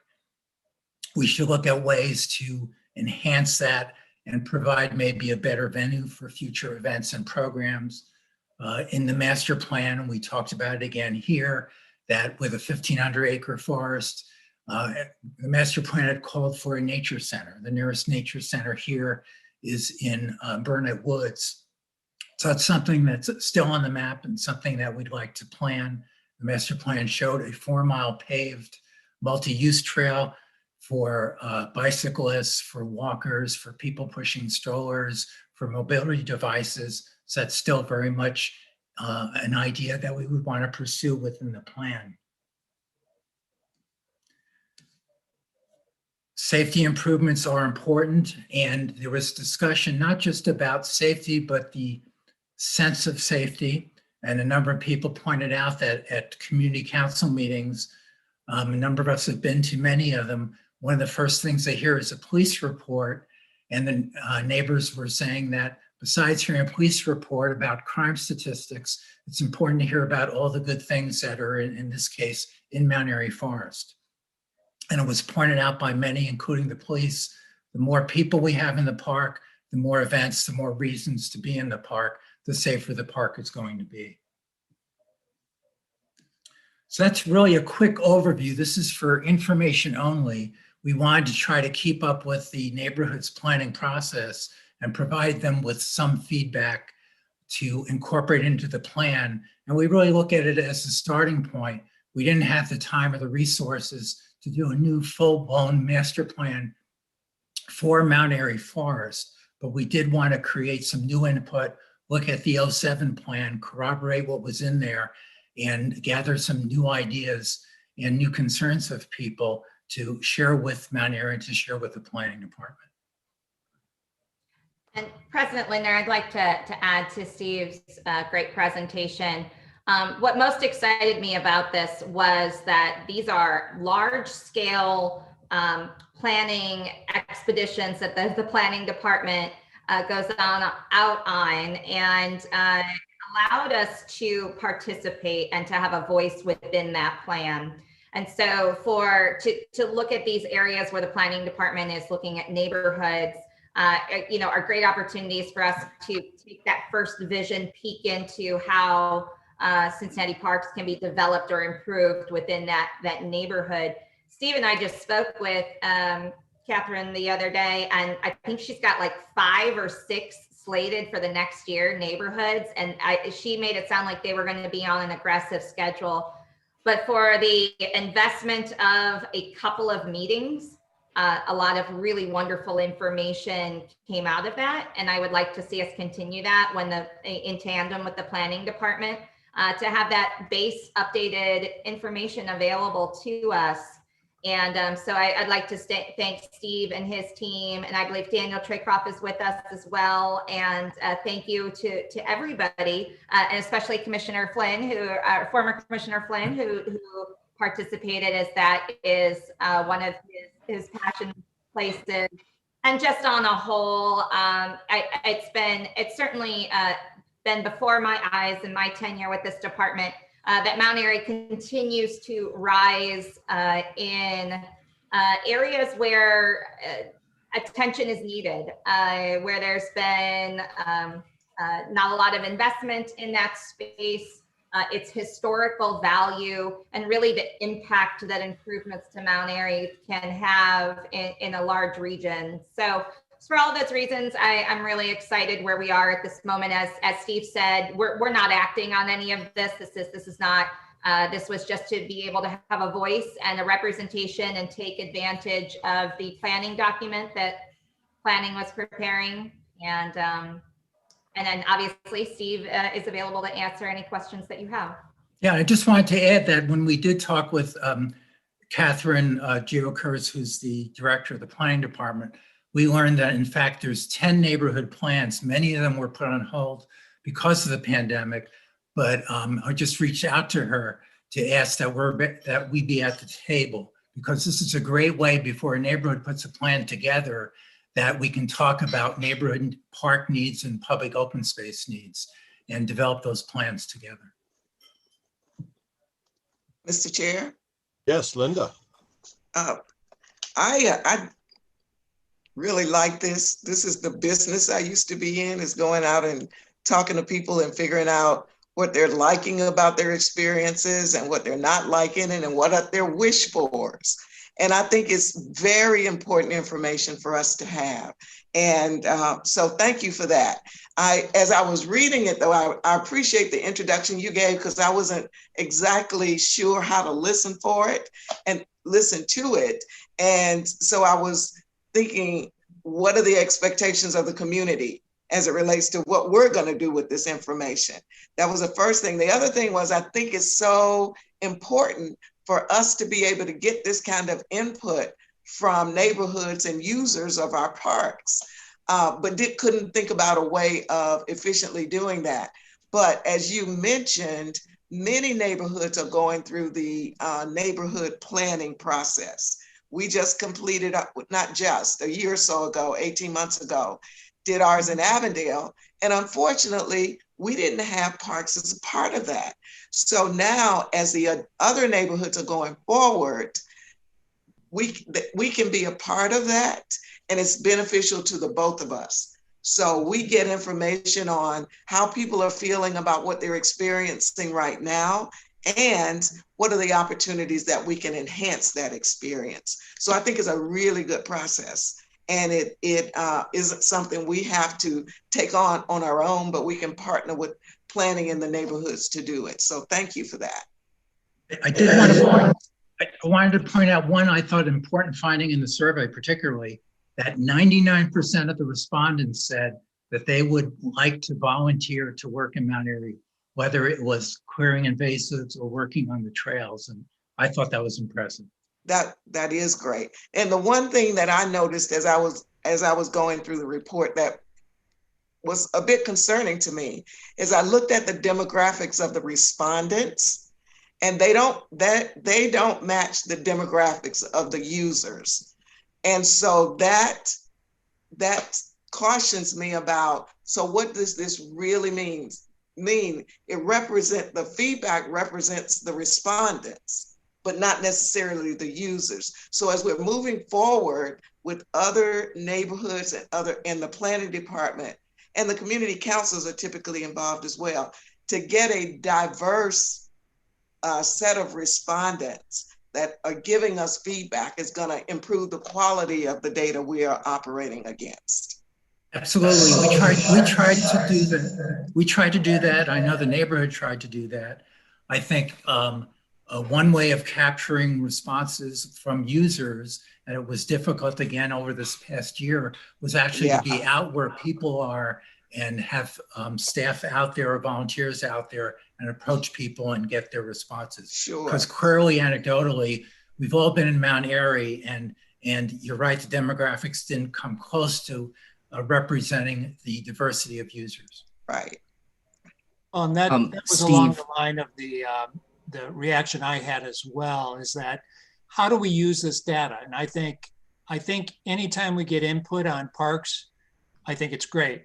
And that's where I just want to make sure that we don't, that we accept the data for what it is and not to just say, okay, so this is what the new plan for Mount Airy is going to be.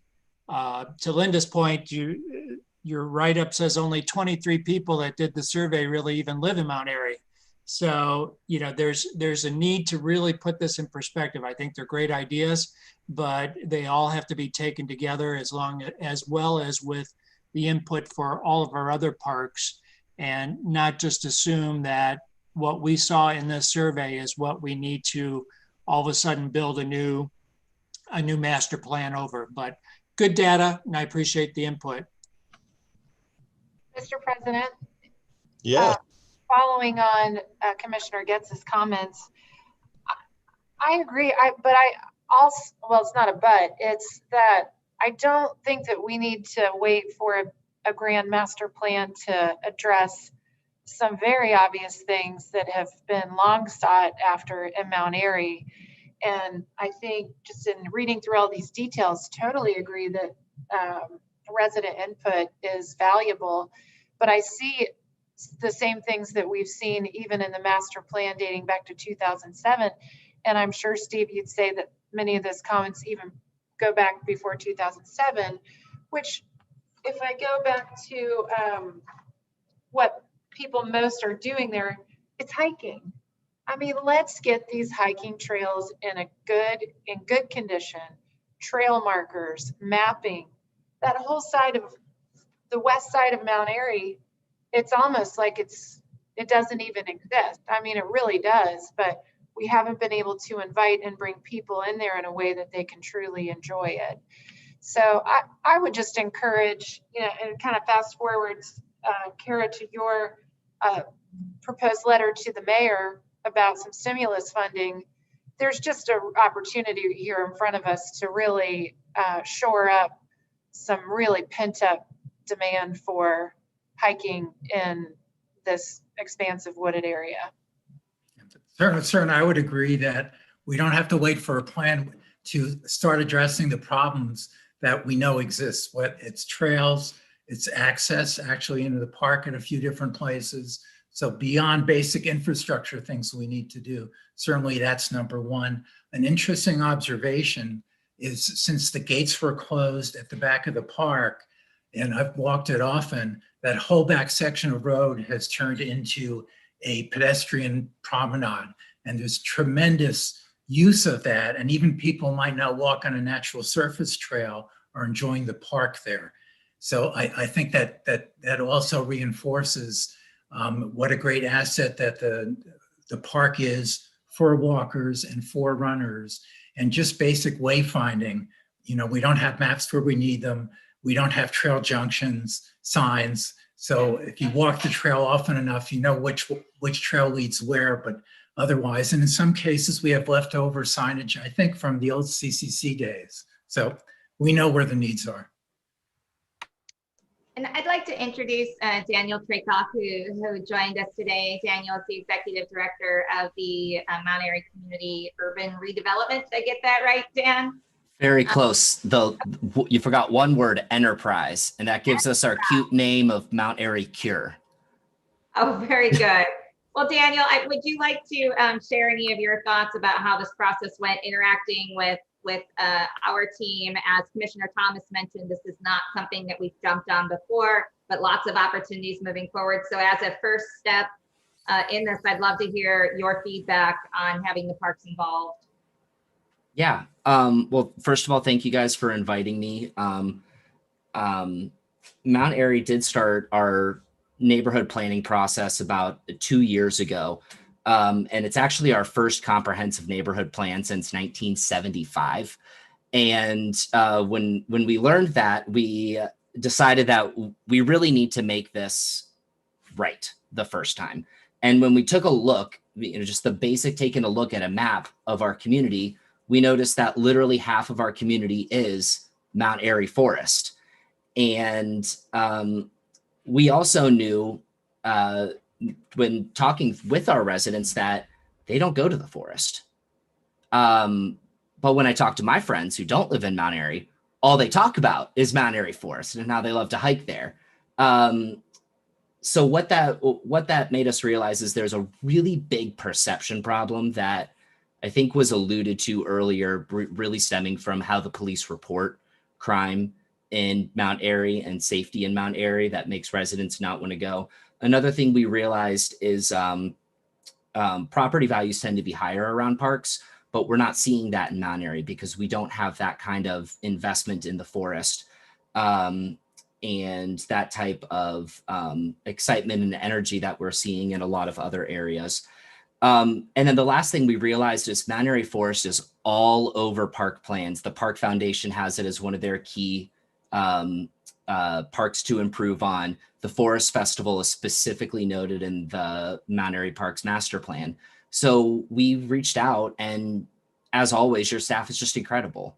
You know, they met with us during COVID virtually, and we set up these virtual meetings, which I actually think got us slightly better results. I think parks, we really need to meet in person for some things, maybe more along the line of master plan down the line. But for getting these key first steps that we can take to really start to improve the park, the entire team was extremely flexible, willing to be creative with how we reach out to people and talk to people. We did definitely struggle with diversity in it. One of the ways that we've actually marketed best to the diverse communities in Mount Airy is through the school, where kids will be sent home with little letters and surveys. And if their parents take the survey, then they get a uniform free day, or the classroom that gets the most gets a pizza party. But we weren't able to do that this year because of COVID. So that did make it a little bit more difficult to get more Mount Airy residents. And of course, we couldn't just walk up to people in the park and ask them to take a survey. But we're really, really proud of the work that is done in this survey. I think that it really highlights everything. I also want to say that our Forest Advisory Committee we started off really, really strong. We had a few events. We did a silent disco in 2019, got about 200 people there. COVID hit, kind of put a pause on things, but we did end up doing a drive-through circus last year. That was really, really exciting. And I think we got about 500 cars to going through that. So it was a lot, and it was really, really great. And Yelp reached out to us last year wanting to host their big stakeholder event where they have all their vendors and wanting to set them up around the park. We kind of had a tough time finding a spot that would work well for them. And then COVID hit anyway, so we couldn't move forward. But the entire time, the entire park staff has been extremely willing to work with us. I think there's a lot of good items in that plan. A few things that weren't mentioned in this conversation that I'd really love to point out. Number one is electricity. I know it sounds really basic, but there's no electric outlets. And I know we need to protect them. We don't want them to be overused, but it also means we can't host events anywhere. So there are factors like that that limit us. And I really want to point out the connection from Hawaiian Terrace to Mount Airy Forest. We've been separately outside of this, we've been holding quality of life committee meetings where we meet with residents of Hawaii and Bahama to help improve their lives, help address some of the issues that go along with living there. And no one ever knew that there was a trail that connected there until we saw it in the map. And I just think it's really important that those two items are mentioned, because we talk about safety, we talk about improving the visibility and viability of the forest. And, you know, what were our two concerns? Bad perception, and we didn't get good, diverse results. And I think those are some of the many things listed in the plan that can really stand out. And I know I've said this 5 times, but your team is just really amazing. We're so lucky to have them. We're really glad that this is part of a comprehensive plan, and it is something that we can really keep moving forward on, and hopefully making some good investments and able to identify dollars when necessary. Thank you guys all again for everything you've done for Mount Airy and our great community. Well, Daniel, thank you for stepping up and throwing some good energy towards this initiative. So I appreciate that. Kara, do we have a separate Mount Airy Forest Advisory Council, or is CURE sort of stepping into that role? I thought that, Daniel, that you were on the Mount Airy Forest Advisory Council, correct? Yeah, I'm on the advisory council. It's not like a legal organization. I think technically it's like a subcommittee of either town council or CURE. Ideally, it would be its own separate organization in the long run, but that's how it's acting now. I think in the process, you see, we've talked about it earlier for other things. When you have a group of people and volunteers that are focusing on the park itself, it's a great resource and a great source of getting this type of information and working through that group to try and do some of the things that we're talking about. So I also want to say thank you, Daniel, for your energy and what you've brought, and look forward to the next Silent Disco. Me too. I'm already wearing my headphones for it.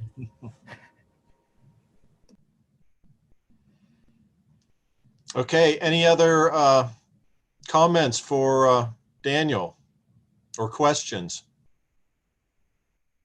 Well, I also am excited that there was a really strong sense of volunteerism there, and anything that we can do to capture that and to put that into action, and again multiply that across the park system. But it's nice to see that whether they're from the community or outside, that they're willing to spend some time to help improve the Mount Airy Forest, which is, an amazing place. It's only going to get better with folks like you, putting your energy towards it. So again, thank you.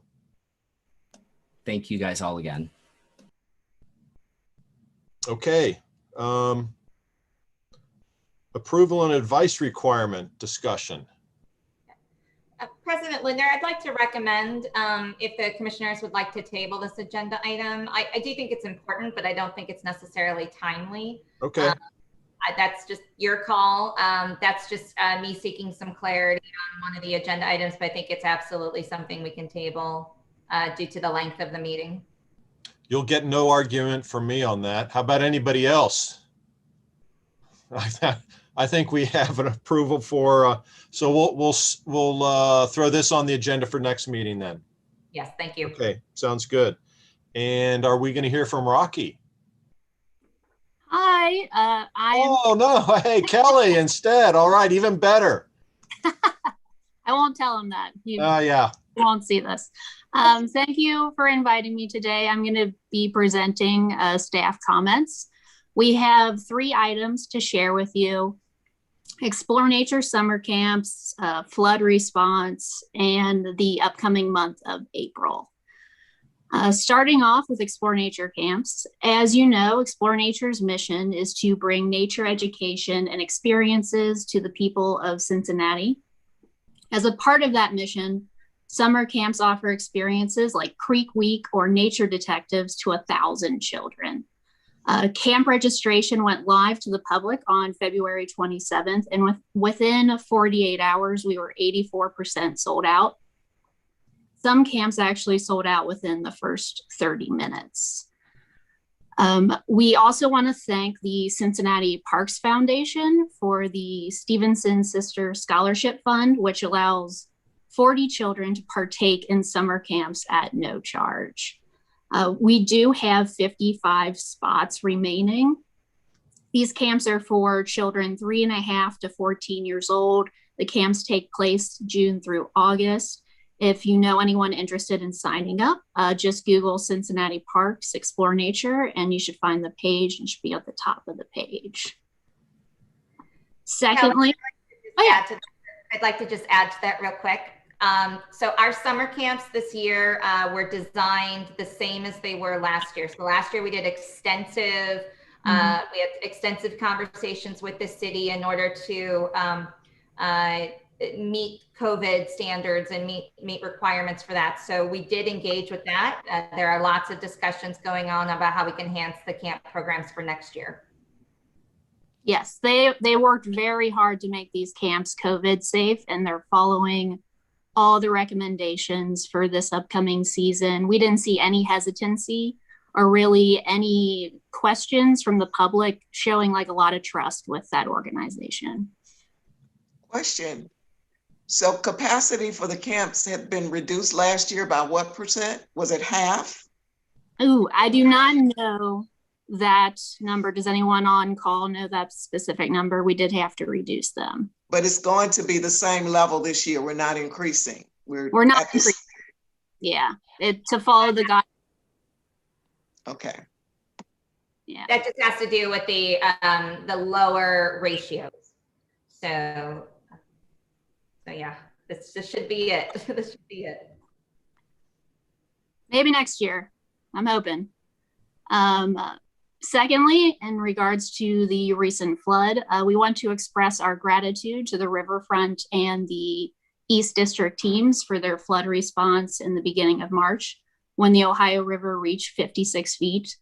The efforts of preparing various parks for a flood are extensive, including removing of amenities, manual sandbagging, tarping, and public safety messaging. Once waters recede, caked mud is left on every surface. Team scrapes mud with bobcats or brooms and then uses pressurized water to clear everything away. Anytime this happens, it takes days of work. The team is working very hard, and we'll have the parks ready for spring. And speaking of getting ready for season, the upcoming month of April is our official start of season. Majority of our park restrooms start opening April 1st to the 15th.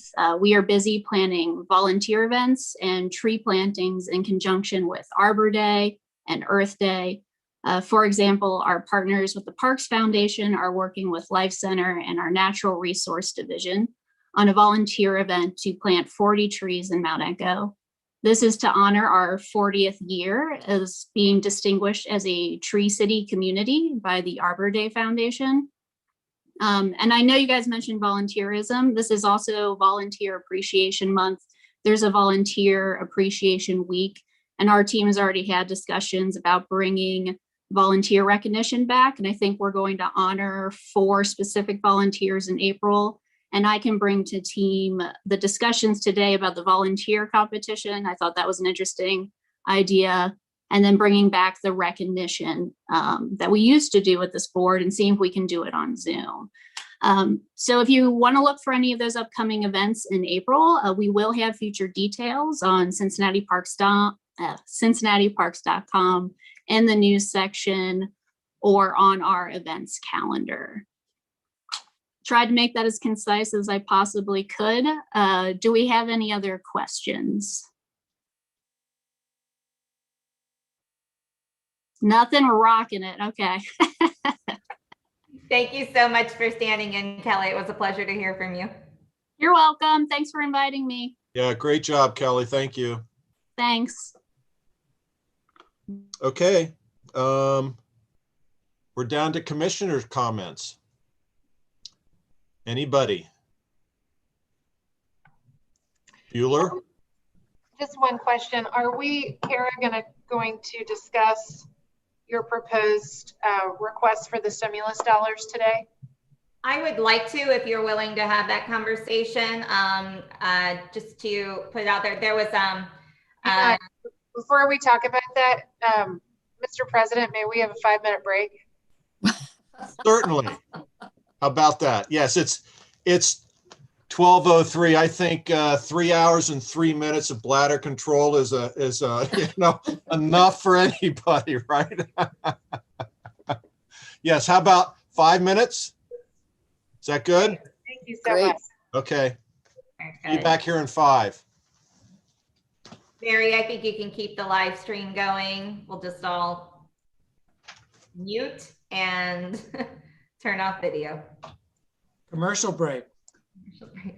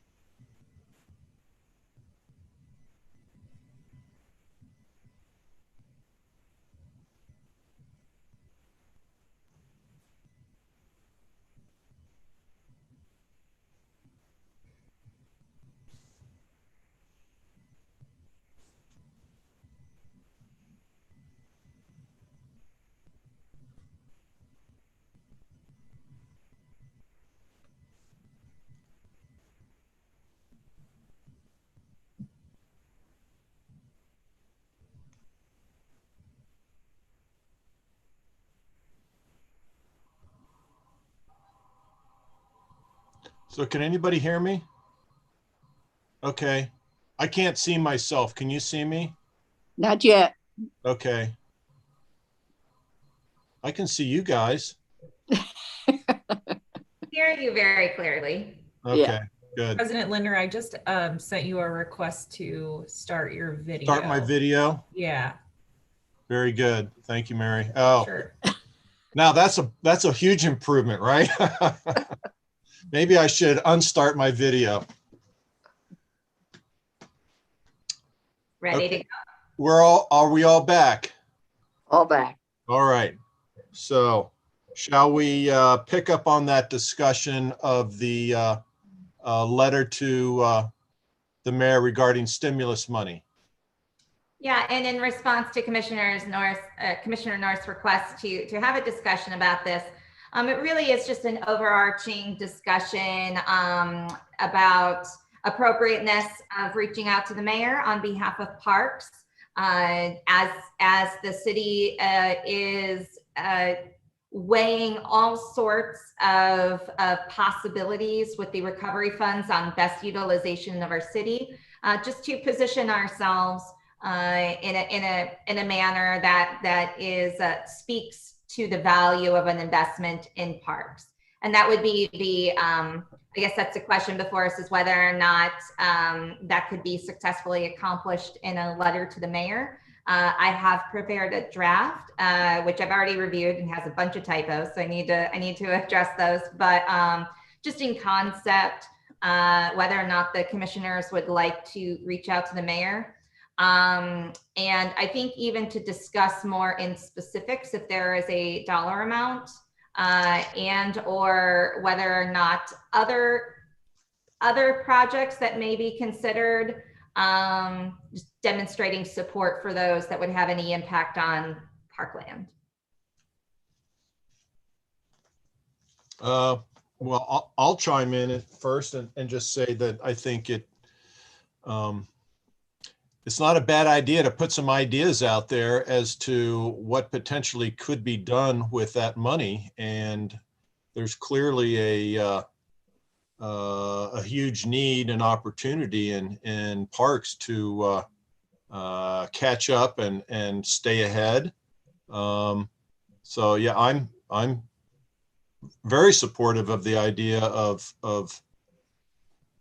at least kind of informing him as what some of the options may be. And I would just caution that they may not represent everything. And there's some things that may come up or some things that, may not make the final list, but I would support clearly the largest percentage of whatever we get. Maybe go to those capital needs that have been, building up over time, but also to, and I don't know what the percentage should be, but to have a split between new work, new innovative transformational projects, as well as catching up on some of the capital needs that have been growing over the years. Can I interrupt for just 1 minute? Certainly. Being way out here, out west, has it been stated what monies are coming to us? Are coming to Hamilton County or to the city or from the federal government? Do we know what the amount is? Yeah, Susie, there is, I think generally speaking, it's been announced that the city of Cincinnati is due $291 million from this recent act. Oh, and okay. It's a That's lot. not chump change either. Yeah. How many years till we get it? I'm already speaking out of school, but my understanding is that some portion of it, I don't know if it's 50-50, has to be placed in the first 12 months and some portion of it in the second 12 months. So we have 12 or 24 months to either initiate and or complete is it, and probably it's initiating the project, I would assume, and not completing the project? We believe.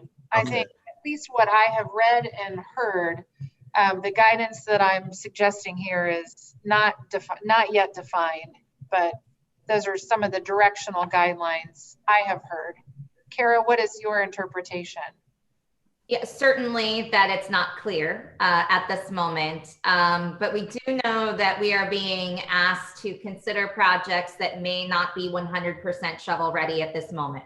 So that would infer that there is some extended timeline, but to Commissioner North's presumption that we would be looking for this to be expended in a timely manner, I believe is acceptable. And you have already collectively taken a very fortuitous, I don't even know if that's the right word, step in initiation of the infrastructure study, which should come to a close very, very soon, which has positioned us just in the same way we heard our natural resource team with all that data to be able to support decisions, positioned us in a place where we can say, here is where we would like to make this large investment, and have the data to support it. Kara, I have a couple of comments. First of all, I really like that you put together a list here that fits on one page. I think it's very beneficial to the reader of the document to really understand where you're going with it. I'm not sure how much can be done right now, but certainly as it relates to the first $20 million, which is just a couple data points here, it might be worthwhile to highlight in bullet form the priorities that you would propose with that 20 million. Because again, what's going to attract the mayor, the administration, council members, and allocating $30 million to the parks is really understanding how it's going to be placed. And this 20 million doesn't really give us any information. As for the other 5 points on here, I believe the next question will be, how much does it cost? So even to the extent that you could place a range on it, and I understand that none of this has been priced, but directionally, these are, I think these last 5 points are going to be options and not, these are all the things we could do. These are some ideas, and which is how you present it, but increase some clarity. And then I would just say, put this all in the kind of same format of what we are proposing to do. Some of these spell out problems that we have, and some of these spell out things that we would execute. And I would just put these in the same frame of speak. For instance, on the comprehensive trail signage, your bullet point there, I think proposes a problem and doesn't propose the solution. Yeah, very good points. I appreciate that. To the range of dollars, we'll absolutely be able to accomplish that. We did perform that in a different task that was asked in response to the last set of ideas that we gave to the city. They came back and asked for ranges, and we did provide those. So we can absolutely add that on there. That'll be no problem. And Steve and I had spoken yesterday about in that first bullet point that just references a large investment in maintenance would be to look for several bullet points that we think would be certainly catch somebody's eye and are also equitable throughout the system. And then I'll say finally, I do like your Spark the Parks. Do you? So yeah, you know, it's there have been major initiatives announced in other cities, even before the Recovery Act, and large dollar investments. Just a month or two ago now, the city of Indianapolis announced a $109 million investment in public infrastructure. And although it is not $109 million that is going into the parks, the mayor highlighted that was the front and center, was as part of this $109 million, you know, like 40 million was going into the parks. And so that was my best attempt at like something catchy. But you know, it would be really amazing if after all of the considerations and the extremely tough decisions that the city administration is going to need to make about allocating those resources, you know, if Parks was on the top of the list as something to celebrate that will make a true impact. I would offer, I only am wondering the best approach. From my standpoint, something of this magnitude seems to me that a letter doesn't seem to be an appropriate intro to this. And I would think that rather than just submitting a letter to the mayor, I would recommend that we approach it more from a collaborative standpoint, where perhaps we sit down and whether it's in person or through Zoom and just talk through, you know, here are the issues. You know, we've got this study that now shows we've got 70 million. We've got a lot of really great opportunities for some new creative things like the connectivity of the trail systems. And, you know, I think before we just put something, it seems flat to me to put it in writing and send a letter when we're talking about this magnitude of a collaboration, as I see it, between the city and the parks and the Parks Foundation. So I would advocate that we do some continued work where we put some numbers behind this and summarize just what are the areas, but then before sending a letter, that there is some initial collaborative meeting with the mayor just to talk through, here's what the park board is looking at and would like to offer as opportunities for spending some of this money. That's just my thought.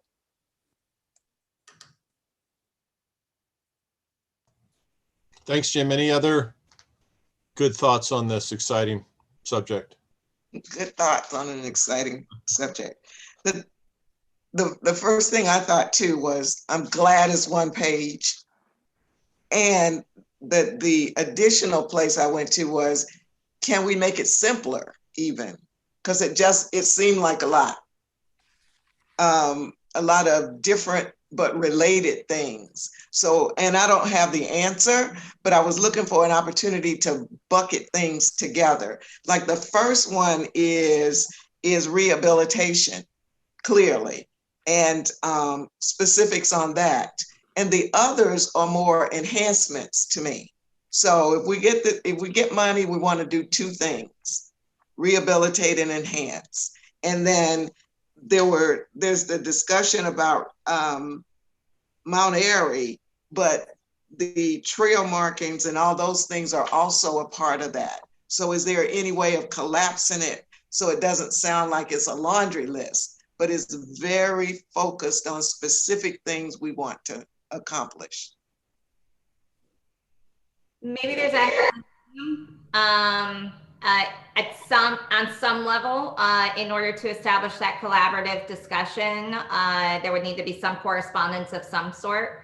And whether or not that is an email to the chief of staff or a letter, perhaps the letter could be simplified and lean more strongly on that request for that collaboration.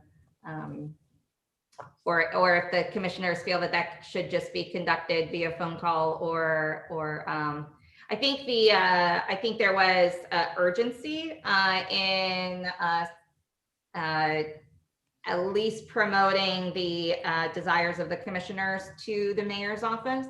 So I certainly, that's part of the reason to discuss it, is that I would be, speaking on your behalf by initiating that conversation. So I certainly welcome more feedback on. Well, I'm just wondering if it's, maybe a quick two-step process to, shoot something across the bow with respect, in a letter form that maybe speaks more generally as to, we've got this infrastructure study. So we are locked and loaded as it relates to, being able to prioritize and to a pretty good extent, estimate the cost of a variety of capital expenditures, bringing us back up to speed.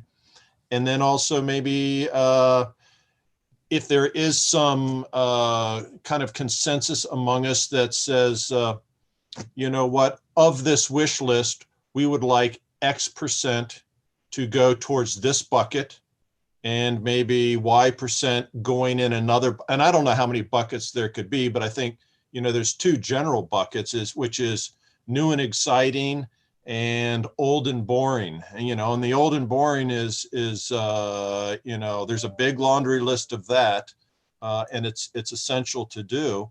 But I don't think we want to go all one way or the other. And there may be, a third or fourth bucket that, is not coming to mind. And then, to call it, I guess, express this sense that we are pretty well locked and loaded and ready to sit down and, maybe with that collaborative,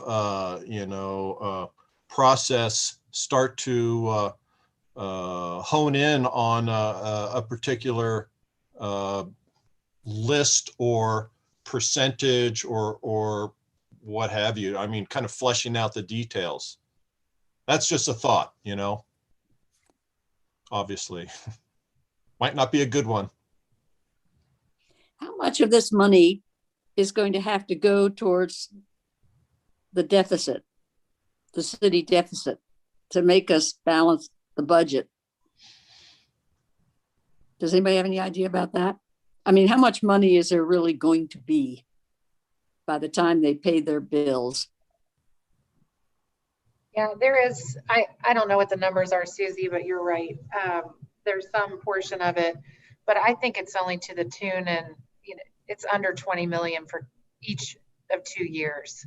So even after that, it's still an extraordinary amount of. Okay, that's really good news. I is. figured our deficit was huge by listening to how many times we were asked to cut and cut and cut. Right. And listen, I just want to be clear that I'm speaking entirely out of school, and I'm completely. Of course. Matters. Molly, I've been doing that for years, so just get used to it. I know, but we're recorded, so. I know, right? Just go ahead and ask for forgiveness later. That's right. Much better strategy.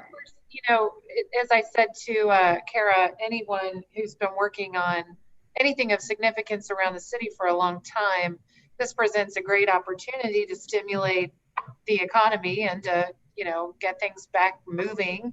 And the parks are just a really great option for COVID relief dollars. I mean, it's getting people outside and is building health in our communities. But we will be competing for this along with Crown and, other really great initiatives that are set up and ready for a capital infusion.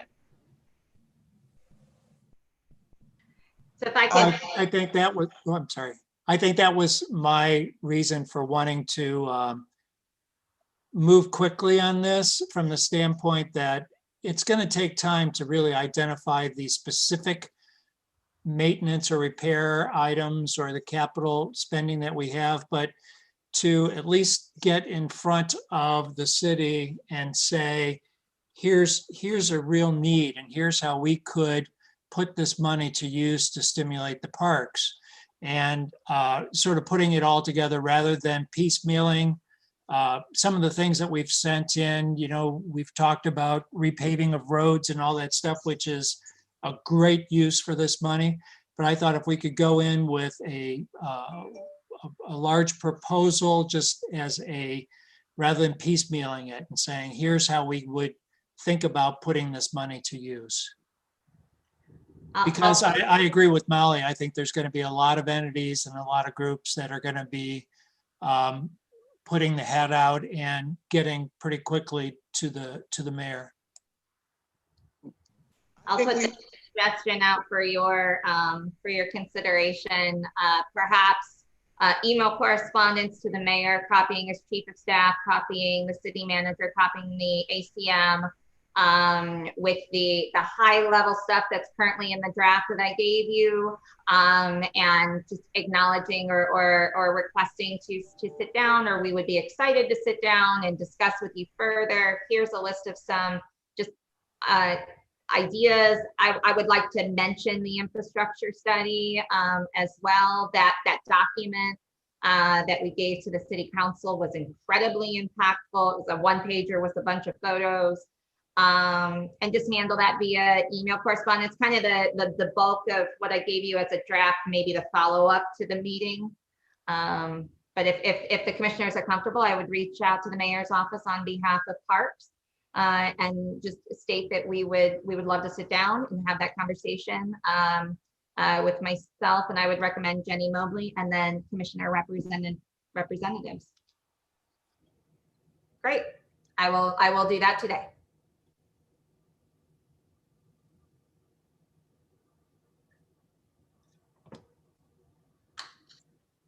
All right. Anything else on it? Have we figured it out then, huh? I mean, I guess the fact that we've got that infrastructure study really gives us a lot of credibility, and I think strengthen an argument as to, you know, why funds should come our way, because we're quite far along in that process. And I think that it should carry a lot of weight, as opposed to somebody now just trying to figure out, okay, well, if there's all this money out there, what are we going to do with it? Well, you know, fortunately for us, we've already, you know, somewhat preloaded the argument. So I think that's a really strong thing to settle on. Yeah. Sorry, Linda. Go ahead. No, I was just going to, that's what I was going to say earlier. I think the fact that we have data to support our request. And the other part of it that I think we ought to play up is the value that we have, the value that we offer the city, the importance of it, of making this investment in us. And I think that having the written presentation is good, but I also think, as Jim said, a conversation. So either sending the letter and saying we want to discuss it, or vice versa, but it should be two ways of communicating it. Yeah, I'll use correspondence to request / just let the mayor know that we are ready and eager to have that conversation. And to your point, Linda, about the value of, you know, that's we are the preparedness that we have, the level of preparedness that we have with the infrastructure study, and then all of the research that's ever been done about the direct impact of parks, whether or not somebody uses a park, the impact on the citizens that live in those communities, the economy, the list goes on. And all of that is just a grand total reason to support this investment. It literally would touch every single person in the community. Yeah, and the resource that we were to the community, or we still are, during COVID. You know, I think there's, to follow your argument there, Linda, you know, it's kind of a double dividend to invest in parks. And it would be similar, I think, argument for the Recreation Commission, in that, okay, there's going to be money that's spent as it relates to an economic recovery. But so that's one, you know, benefit. But then where that's spent is enhancing, you know, the quality of life for the citizens throughout the city. So that's a twofer, the way I look at it, versus just some infrastructure, you know, project that, you know, maybe just hits on the one benefit, but doesn't really make much difference that, you know, an improved park or recreation facility can bring to, you know, a much broader group of people across a much longer period of time. So I think we've got some really good arguments behind why parks should be, you know, at the front, if not near, you know, at least near the front of the list. I got it. I will do that this afternoon. Thank you very much for the feedback. Okay, anything else for the good of the order? If I could just throw quick things out there. Sure. Lot 23, I understand that MEMI is deciding to actually purchase a stage and have it permanent versus renting. Can you circulate to us, Steve, the design, what they're looking at as far as putting in that plan? Yeah, we recently got drawings. We can circulate those. Perfect, thank you. And just an FYI for the commissioners, there is a piece of property that is for sale in Mount Adams, adjacent to what is going to be the entrance to like where Tom Jones Commons is. And there's a group of citizens that are committed to buying the property and giving it to the parks so that it remains a green space as an entrance to both Mount Adams and Cincinnati parks. So that's something that I know Steve and Kara have been working on, but I think it's a great example of the neighbors stepping up and not wanting an apartment complex built on a piece of green space that is somewhat contiguous to the park. So that's a very positive thing.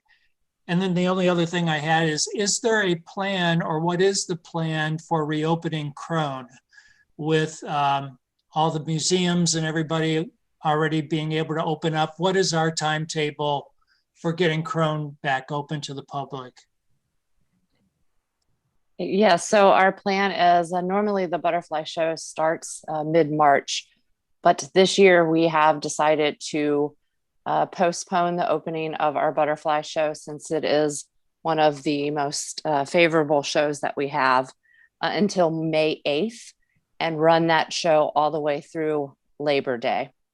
So the staff is working to make sure that we can provide online reservations at this point, if that is necessary, due to COVID, so that we are limiting the number of guests and able to pass them through the system. If those protocols do diminish, then those online reservations will still be available for convenience for customers, but they won't be slotted for just a limited number for time slots. They could use those reservations at any time. In addition to postponing the butterfly show till May 8th, we are also looking into extending our hours till 7 or 8 so that we can try to capture more individuals permitted in the building due to COVID protocols at this point. But is there any reason not to go ahead? Is anything going to change between now and May 8th? Is there anything keeping us from opening it up today? And I don't mean today. I'm in general questioning why we don't go ahead and just open it on a limited access basis.